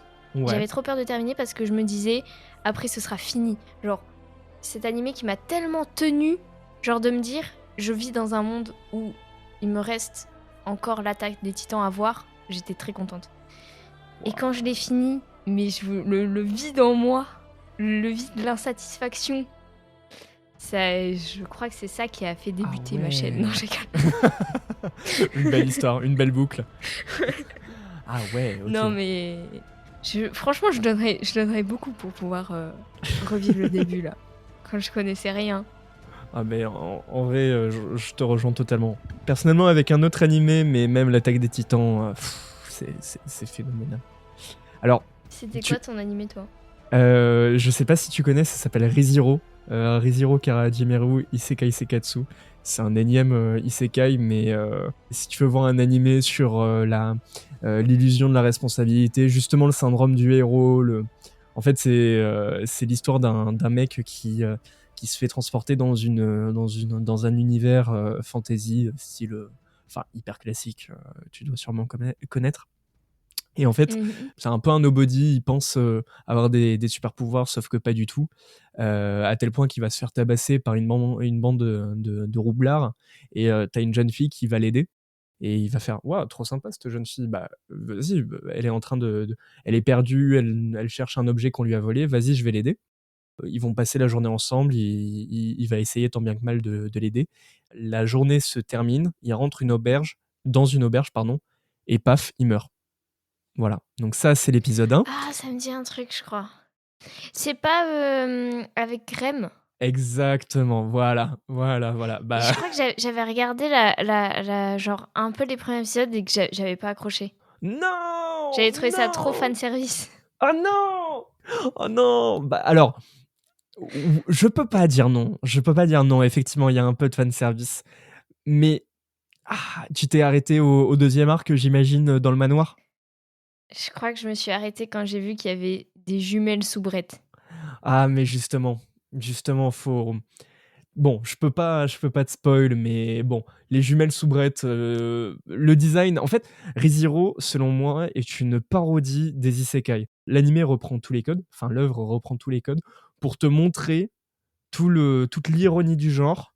Et du coup, avec notamment ces soubrettes, il y a une histoire mais tellement tragique derrière. Et tous les persos sont comme ça, c'est-à-dire que c'est un cliché et derrière, en fait, il y a le vrai propos. Et enfin, le personnage, c'est pour ça qu'il est autant détestable, parce que ça reprend tellement de clichés et les déconstruit. Enfin bref, je pourrais en parler des heures. Ok. Mais si ça peut te rassurer pour le brevet, t'étais pas seul, moi j'avais le porte-clés, justement, réellement, pour le brevet. Bref, je l'assume pas, mais... Ah ouais. Non mais oui, les animés c'était... Ce fut, je pense, pour un peu notre génération, tellement impactant dans notre Ah adolescence. ouais, totalement. Et puis hyper cathartique dans une période où ça commençait petit à petit à être accepté. Bon, pas totalement, enfin, Mm. moi dans mon patelin ça l'était pas, mais, mais on est dans une génération où ça y est, on commence à l'accepter, et du coup tu vois des gamins de ton âge qui vivent des histoires incroyables, et ça part dans tous les sens, Mm. c'est fou. Mais pour Ouais. revenir à l'attaque des Titans, tu vas me détester parce que du coup, j'aimerais parler de la deuxième partie de l'histoire. Alors, normalement, si je suis bon au montage, je ferai un point spoil.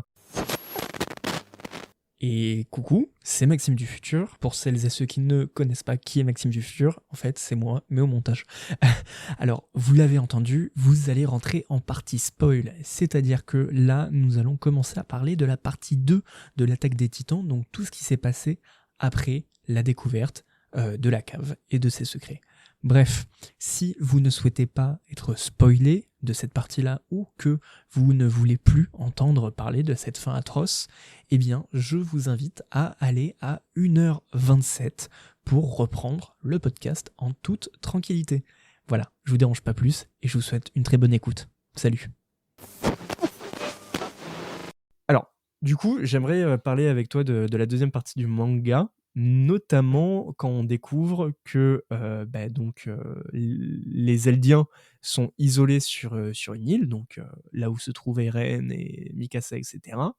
Et Mhm. là, on découvre qu'il y a en face une république, la république de Mar, qui ont isolé ceux qu'ils jugeaient comme des dangers.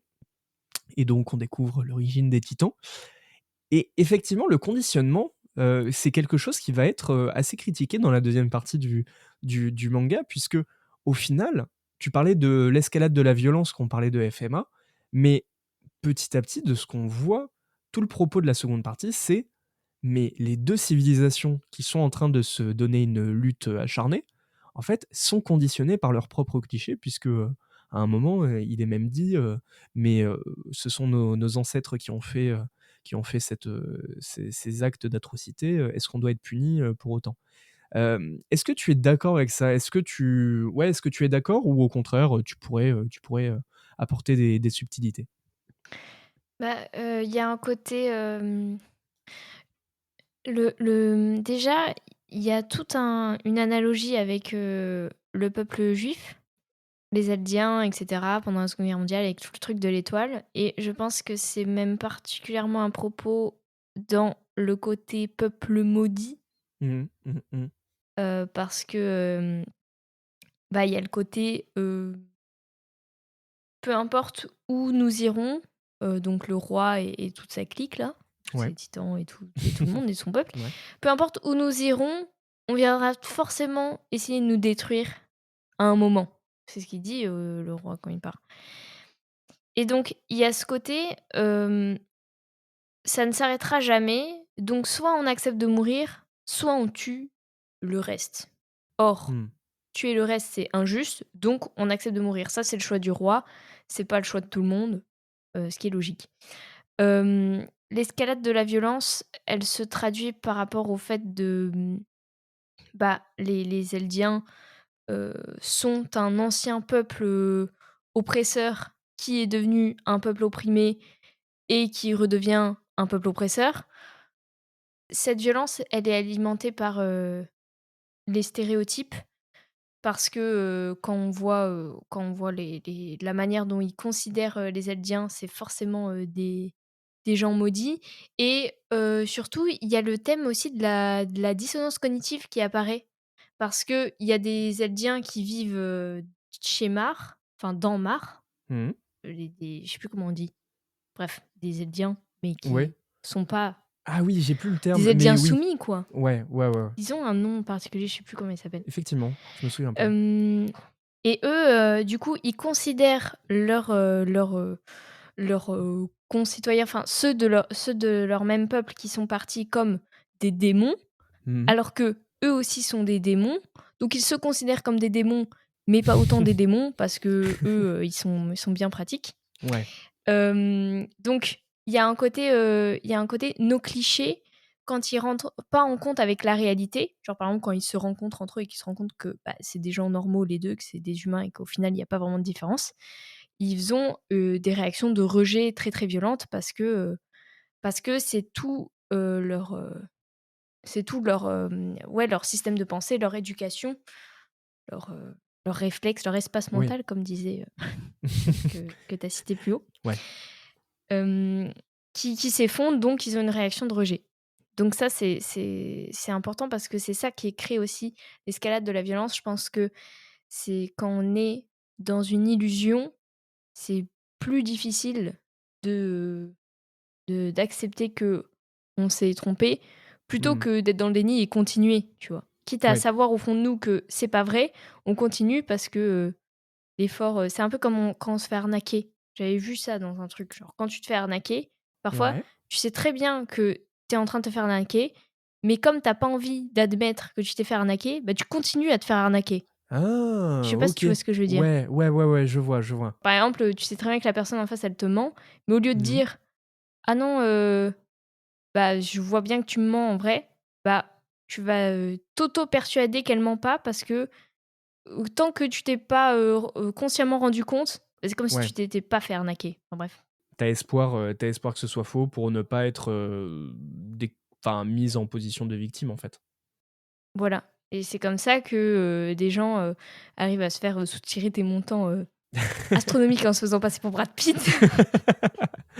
Je vois pas du tout de quoi Parce tu parles. qu'au final, au final, c'est encore plus dur, d'admettre qu'on s'est fait arnaquer. Et Ouais. donc là, je pense que c'est un peu le même, système. C'est-à-dire qu'on s'est tellement construit là-dessus qu'admettre que notre construction, est fausse, bah, c'est même pas que c'est difficile, c'est que c'est impossible.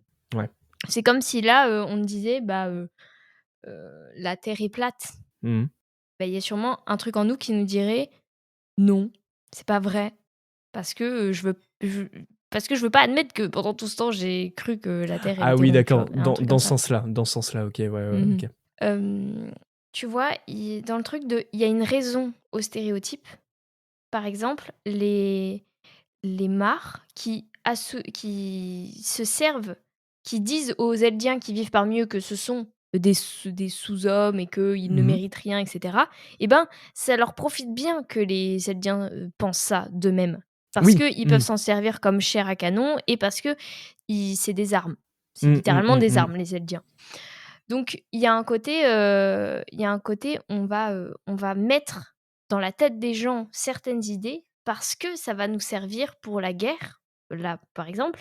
Et nous, de manière générale, sur internet, les réseaux sociaux vont nous mettre dans la tête certaines choses, certaines idées, certains stéréotypes parce que ça leur sert, à nous proposer encore plus de contenu, à, Ouais. nous, formater. En fait, formater notre vision de la réalité, c'est aussi pouvoir, contrôler, notre consommation. Donc faut aussi faire attention à ça. Eh beh, écoute, c'est une merveilleuse transition parce que justement, je voulais parler, du dernier penchant de ton documentaire, l'importance d'internet et la transformation du conditionnement de notre perception de la réalité. Il y a une phrase que tu dis dans ton reportage qui est: Une culture n'est pas différente en soi, elle est différente d'une autre par rapport à un référentiel subjectif. Donc, si on oublie ce caractère subjectif, alors on se considère comme la base, comme le personnage principal. Or, ce que signifie également l'exotisme, c'est assumer sa subjectivité, que notre culture est autant exotique qu'une autre. Cela dépend du point de vue. Nier cette subjectivité, c'est risquer d'essentialiser l'existence des autres par leur capacité à nous distraire ou à nous émouvoir. Or, les choses, les gens et les cultures n'existent pas pour notre regard. Et ça, c'est l'illusion que nous donne Internet. Sur les grands réseaux sociaux d'Internet, la condition pour qu'une information ou un avis nous parvienne, c'est qu'il nous intéresse. Il y a tellement d'informations qu'on ne peut pas tout voir. Et c'est ça qui fait le tri. Les choses les plus intéressantes, émouvantes, révoltantes, clivantes, etc. Cela ne conditionne pas seulement le nombre de vues ni si vous allez la voir. Ça conditionne son existence. Internet, c'est une dimension centrée sur le spectateur qui le place en juge absolu du monde et des informations, car il a une illusion d'objectivité. en effet, sur internet, tu évoques, l'apogée de la vérité unique, dans le sens que tu expliques que c'est compliqué d'admettre la coexistence et l'exception et donc avec cette apogée de la vérité unique, effectivement, le spectateur devient le juge parce qu'il n'accepte que ce qui lui est proposé. Qu'est-ce que tu essayais de dire à travers tout ça? Alors, le fait de transformer le spectateur en juge, ça c'est, on va dire l'avènement de l'interaction sur internet. Par exemple, quand on regarde la télé, on n'est pas juge, on est, spectateur, lambda, il y a une certaine, ouais, il y a une passivité, en fait. OK. Maintenant, dans notre manière de consommer des contenus sur internet, on a une position d'interaction et souvent cette interaction, elle se traduit par le jugement. Par Mmh. exemple, on peut mettre des likes, on peut faire des commentaires, on peut voilà, tout un tas de souvent notre espace d'interaction, c'est juger est-ce que cette information, elle est bien, elle est, vraie, elle est attrayante, elle est plein de choses. Ouais. Et donc ça, c'est important parce que du coup, ça va déterminer quelles vont être la réalité qui est montrée parce qu'on fonctionne avec des algorithmes. Donc c'est justement par cette interaction positive et même parfois négative. Mmh. Parfois quand, une information reçoit beaucoup d'interactions, même d'interactions négatives, bah, du coup, elle va être plus présentée. C'est ça Effectivement, ouais. qui va, apparaître comme la réalité parce que contrairement à, bah, quand on ouvre, je sais pas moi, quand on ouvre Twitter sur notre page, notre fil, c'est la réalité parce que c'est une fenêtre sur le monde et Ouais, on se rend pas compte que cette fenêtre, elle est déterminée par rapport à notre personnalité, par rapport à notre propre consommation. On a une espèce d'illusion d'objectivité par rapport à ça. Donc c'est important de remettre en perspective ça, parce qu'on a l'impression d'avoir des informations un peu générales. Or, c'est pas le cas et de se dire que non seulement c'est pensé par rapport à nous, mais c'est aussi pensé par rapport à la communauté, par rapport à l'ensemble des interactions que les choses mmh. vont réunir. Donc notre position de juge, elle détermine ce que va être la réalité, d'internet et ça, c'est quand même c'est assez délicat parce que déjà ça veut dire que toute information, toute chose appelle, un jugement. Or c'est pas vrai. Par exemple, on c'est vrai que c'est quelque chose qui peut être, pas forcément instinctif, mais, je dis une connerie, mais quelqu'un qui poste, je sais pas moi, son tableau, son art, son dessin sur internet, Mmh. hem, est-ce qu'il appelle forcément un jugement? Est-ce qu'il demande forcément aux spectateurs d'être juge et je Effectivement, pense que ouais. c'est quelque chose qui est assez, important sur internet de remettre en perspective, est-ce que les spectateurs ont-ils vraiment la légitimité d'être des juges? Sachant que ça a Mmh. autant d'impact par la suite sur, ce qui va exister ou pas. C'est fou parce que, là, tu viens d'aborder un point auquel, personnellement, j'y avais jamais pensé. C'est, donc effectivement l'algorithme et cetera. Bon, effectivement, c'est quelque chose qui revient souvent dans les débats, mais, i tu viens de dire, leur comportement va déterminer les algorithmes qui va déterminer leur comportement et en plus de ça, les lois du marché, ce que tu disais tout à l'heure avec, Debord, la société du spectacle et cetera, c'est aussi le conditionnement à utiliser telle ou telle application. Quand on voit que, Twitter est devenu un repère à mascu, hem, ça conditionne si tu deviens un habitué de cette application, ça devient ton référentiel, quoi. Enfin, Mmh. je sais pas si toi en Ouais, tant que ça devient ta réalité. ouais, tu le ressens toi en tant que consommatrice, d'internet? L'omniprésence des mascus? Le non, pardon, le fait que tu utilises plus telle application que telle application et donc ça détermine ta manière de voir les choses. Bah oui. Oui, oui, bah, par exemple, j'ai des parents qui regardent la télé. Ouais. Quand je regarde l'état du monde à la télé, sur, des chaînes d'infos et quand je regarde l'état du monde par rapport à ce que je vois, sur internet, et c'est pas du tout les mêmes trucs. Mmh. C'est pas les mêmes choses qui sont dites et Mmh. du coup ça donne, des visions radicalement différentes et souvent c'est en lien avec la cible parce que, je pense que maintenant ce qui la condition d'existence de quelque chose, c'est d'être un objet de consommation et parfois on oublie que l'information est un objet de consommation. Donc elle est soumise à la plus grande variante, c'est est-ce qu'elle va susciter de l'interaction et parfois, enfin, c'est un marché quoi, l'information. Et donc c'est dommage, c'est pas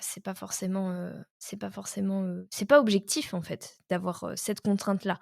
Parce que tu parlais des mascus tout à l'heure et je trouve que c'est intéressant de se demander déjà pourquoi, ce genre de mouvement, a pu exploser et je Mmh. pense que je sais pas si tu as le même ressenti, mais j'ai l'impression aussi que ce qui a explosé en même temps que le mouvement des mascus, c'est tous les produits qui y sont associés. Par exemple, les Effectivement. formations, tout ce qui est autour de la salle de sport, tout ce qui est autour, d'une Ah! certaine Ouais, alimentation, souvent ça va de pair, en fait. effectivement, ouais. L'algorithme, il repère, ce que t'aimes, donc l'information, on va dire le contenu audiovisuel que tu vas faire et puis après, tu as toute la phase, publicité parce que maintenant tout fonctionne avec la publicité. Mmh, mmh, mmh, Donc mmh. l'aspect commercial de l'information et même des idées, maintenant les idées existent aussi pour être commercialisées par la suite. Mmh. Ça détermine, pour moi ça rentre, c'est trop intrusif en fait dans le monde des idées. La Ouais, société du spectacle, elle brouille le elle brouille les frontières entre la société de consommation et le monde des idées. bah, dans cette logique-là, il y a le côté, scientifique, le côté, de la raison, perd de son intensité justement par rapport à l'aspect, commercial que tu viens de citer et c'est pour ça que dans le discours que tu donnais à la fin de ton reportage, en fait, ça m'avait vraiment fait penser à tous les travaux sur la postmodernité, sur la post-vérité. Tu vois, par exemple, pour l'épisode, je suis allé fouiller à travers, les écrits de Jean-François Lyotard, résumés par, Louisa Youssif, pardon, qui, dans la condition postmoderne, évoque le fait que les discours scientifiques et politiques, en fait, n'ont pas la même finalité. Là, je paraphrase. La science, la politique et l'art ont des objectifs différents, allant jusqu'à se contredire parfois, et donc aucun savoir aujourd'hui ne peut plus être solidement ancré dans un fondement indiscutable. Dit plus radicalement, cet effort de fondation ne semble même plus avoir de sens tant on dispose plus de critères pour en juger la validité. Et effectivement, avec aujourd'hui par exemple, là, j'ai en tête Géraud Taillot, ministre de l'Intérieur, qui, quand on lui donne des chiffres, donc scientifiques de son organisme interne, donc au ministère de l'Intérieur, évoque la réalité du terrain pour démontrer, la non, fiabilité des chiffres. Effectivement, enfin, on est dans un discours, de post-vérité où, tout peut être contredit si ça ne suit pas un but, politique, commercial, et cetera. Ouais. Ouais, c'est vraiment, accepter, une information, accepter une réalité que si elle fonctionne dans l'idée qu'on s'est déjà fait, donc ne croire que ce qu'on sait déjà. J'aime Mmh. bien cette phrase même si elle a un peu aucun sens, enfin, elle a pas de sens, mais du coup, Oui. elle montre un peu à quel point ça a pas de sens. Mmh. Mais, c'est typiquement, je sais pas, je dis à quelqu'un, je dis une connerie, je suis une femme et je coupe des bûches. Ils vont dire, «C'est pas vrai parce qu'une femme ne coupe pas de bûches». Je me dis: «Bah, peut-être que ce qui est pas vrai, c'est du coup ce que tu penses», mais Voilà, c'est ça. Qui est cette personne, bon sang? voilà. Ouais, ça m'a fait un peu penser je sais pas si tu te souviens, mais il y avait l'affaire avec, la boxeuse aux JO Oui, qui du coup effectivement. n'était pas une femme parce qu'elle ne correspond pas au stéréotype de la Mmh, femme. mmh, mmh, C'est-à-dire que mmh. maintenant, c'est le stéréotype qui fait on ne considère plus, bah, dès qu'ils sortent, ils ne sont plus, ils ne vont plus dans notre sens. Donc là, Ouais. Bruno Retailleau, il avait besoin d'exprimer une volonté, politique Ouais. et comme, bah, les chiffres vont pas dans son sens, ce qui est assez étonnant, c'est que c'est pas la première fois qu'un responsable politique veut dire un truc en mode: «Il faut faire ça» et qu'un journaliste lui dit: «Bah, pourtant les chiffres c'est pas ça». C'est pas la première fois dans le monde que quelqu'un fait ça, mais par contre de le dire aussi clairement «C'est pas vrai, parce que Mmh. ça va pas dans le sens de ce que j'ai envie de démontrer». Mmh.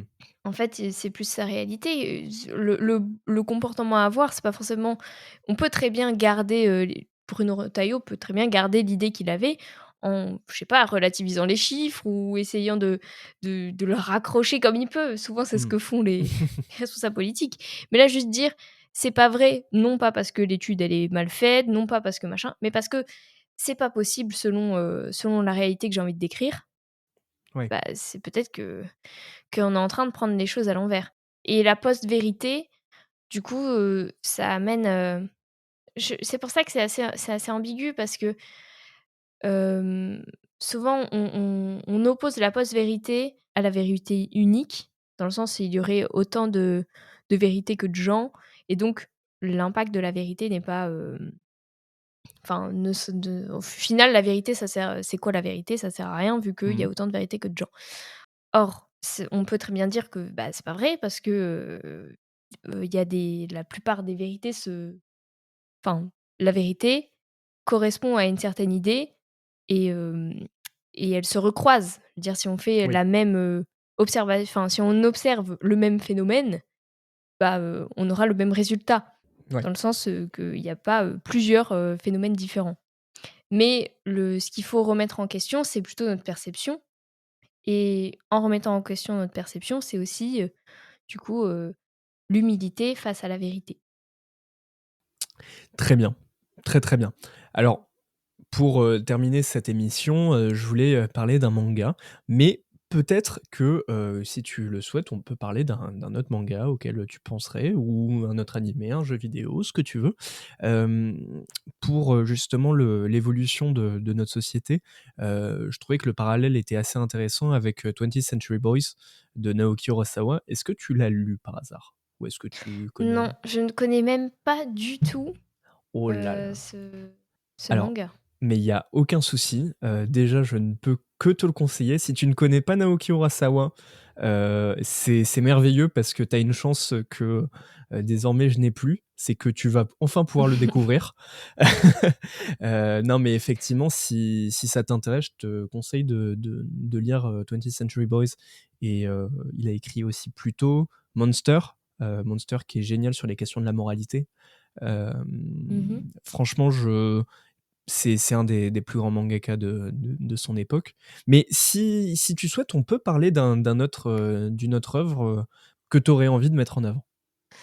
Laisse-moi réfléchir 2 secondes. Bien Une œuvre sûr. qui parlerait un peu des ouais, j'en ai Heu, une qui me vient en tête, mais c'est parce que j'en avais parlé dans un short, c'était, c'est pas un manga pour le coup, mais c'est ouais. la série Euphoria, je sais pas si tu as vu? Alors j'ai pas vu, mais j'en ai entendu parler et si tu veux en parler, ce serait génial parce qu'on n'a pas l'habitude de parler de séries, donc je serais trop chaud.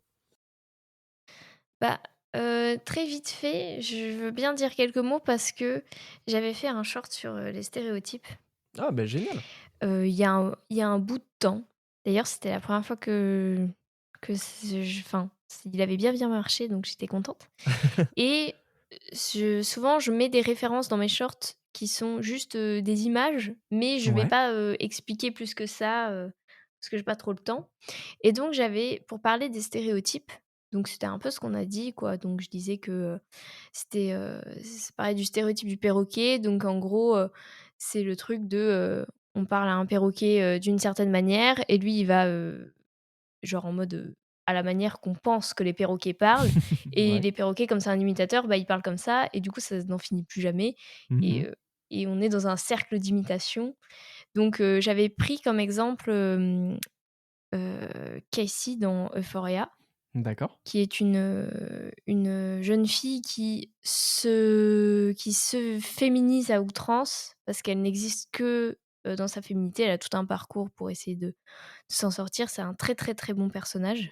D'accord. J'avais beaucoup aimé et du coup, dans le truc de s'enfermer dans son stéréotype, Casey, comme elle cherche à plaire à un mec en particulier, elle va, absolument, reproduire tous les codes de la féminité au maximum jusqu'à D'accord. devenir, un stéréotype d'elle-même et du coup, dans, la saison 2, ils organisent justement, c'est ça qui est intéressant par rapport à la société du spectacle, une pièce de théâtre censée représenter, la vie d'un personnage où, Casey apparaît et OK. donc elle apparaît dans, on va dire, la mise à jour, au monde de tous ces stéréotypes et surtout de sa volonté de ressembler aux stéréotypes Mmh.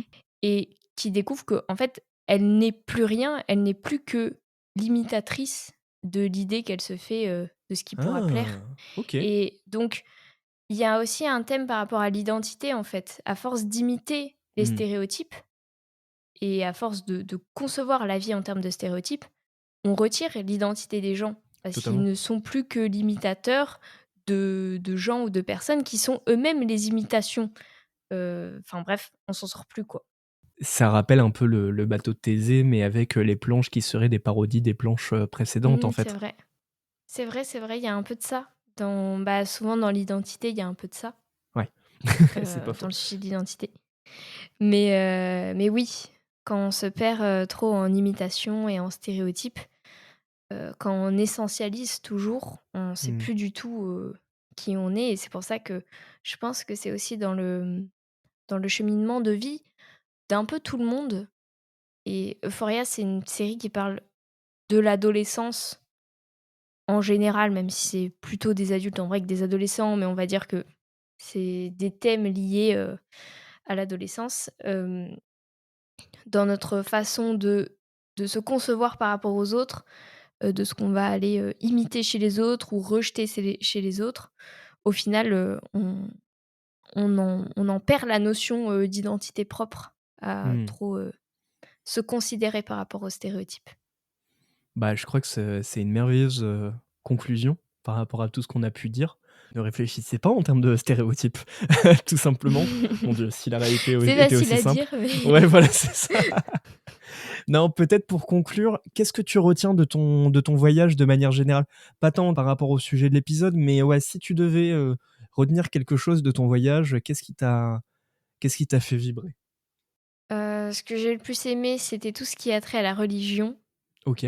parce que c'est là où on entre dans la spiritualité vraiment d'un peuple et beaucoup de leurs concepts, et de leur manière de voir les choses, de distinguer une chose d'une autre, Hmm.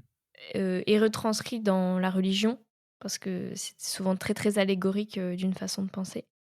Et je pense que ce que j'en retiens surtout, c'est que on a tendance à trop occidentaliser la philosophie, la manière de penser, la manière de concevoir des concepts. Hmm. Et pour moi, il n'y a pas plus belle philosophie que celle qu'on remet en question. Et la meilleure manière de remettre en question notre philosophie occidentale, c'est d'aller voir ce qui se fait ailleurs. Parce que déjà qu'on n'en a pas fini à étudier les trucs de chez nous, alors si on élargit notre point de vue à des sociétés qui sont encore plus anciennes, qui ont des millénaires d'existence dans les pattes, je pense qu'on a plein de choses à aller voir. Oh mon Dieu, qu'est-ce que tu viens de Voilà. créer? Mais oui, c'est quelque chose que j'avais un peu regretté à la fac, c'était que ce soit un peu trop centré sur l'Occident. Je trouvais ça dommage. Je te rejoins totalement. C'est quelque chose aussi qui nous a pas mal freiné dans la saison 0 de ce podcast. Donc effectivement, élargir les champs de connaissances, c'est toujours fou. Ça permet de voir d'autres points de vue, justement, et de s'enlever les stéréotypes, même qu'on peut avoir en philo, et élargir nos Mhm. points de vue, nos réalités. Merci énormément. C'était incroyable. Bah, de Merci rien. beaucoup, Nedrak. Avant de conclure cet épisode, où est-ce qu'on peut te retrouver? Alors, vous pouvez me retrouver sur Instagram, donc nedrag.philo. Je suis aussi sur TikTok. Donc ça, c'est mes petits formats courts. Je poste toutes les semaines des petits formats sur la philo. Si vous voulez approfondir un peu, j'ai une chaîne YouTube du même nom, nedrag.philo, où je mets du coup des vidéos plus longues. Donc vous pouvez aller voir mon documentaire sur l'Inde. Sinon, j'ai ma dernière vidéo qui parle de musique d'horreur, qui s'appelle Un train jusqu'à nous. Excellente vidéo. Euh, Tu l'as vu? Ouais, ouais, ouais. C'est cool, merci. Non, non, excellente. Que j'ai beaucoup voilà, que vous pouvez aller voir. Et sinon, je suis en live 2 fois par semaine sur Twitch, où je fais plus des jeux vidéo et des trucs un peu moins on se casse la tête. Voilà. Mais merveilleux, merci énormément Nédrac. De toute façon, si vous êtes intéressé, je vous mettrai toutes les informations sur la description de cet épisode. Et bien sûr, je vous invite à aller consulter l'Instagram où bien évidemment on mettra toutes les informations. Non merde, attends, c'est quoi mon Insta déjà? C'est du bas entre du bas, pods, du bas, voilà, là on est bon, le référencement est génial, on adore. Mais voilà, donc vous aurez toutes les informations. Merci énormément Nédrac à nouveau, je me répéterai énormément. Merci à toi. C'est un plaisir, en tout cas tu es la bienvenue pour de prochains épisodes, parce qu'il y a 2-3 thèmes, je pense que ça pourrait être très intéressant. En tout cas tu es la bienvenue. Eh ben super, c'était super cool en tout cas. Bon, magnifique. Alors, faut que tu le saches, on a une petite phrase pour conclure l'épisode. Est-ce que tu serais chaud pour la dire? Vas-y, dis-moi ce que c'est. Super, je te l'ai envoyé dans le chat. Du coup, je dis la phrase Ouais, juste normale? ouais, comme tu veux. Ok, j'y vais alors. Le manga est né libre et partout, il est dans les cases. C'était Entre Pods, le podcast qui parle de beaucoup trop de choses. Merci énormément, Nédrac. Merci. Salut tout le monde.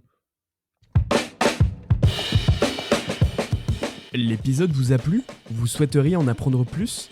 Alors n'hésitez pas à nous rejoindre sur Instagram, Threads et TikTok. De la part de toute l'équipe, nous tenions à vous remercier sincèrement d'avoir écouté ce podcast. D'ici là, prenez soin de vous, n'arrêtez jamais de lire, et à très vite pour discuter entre pods.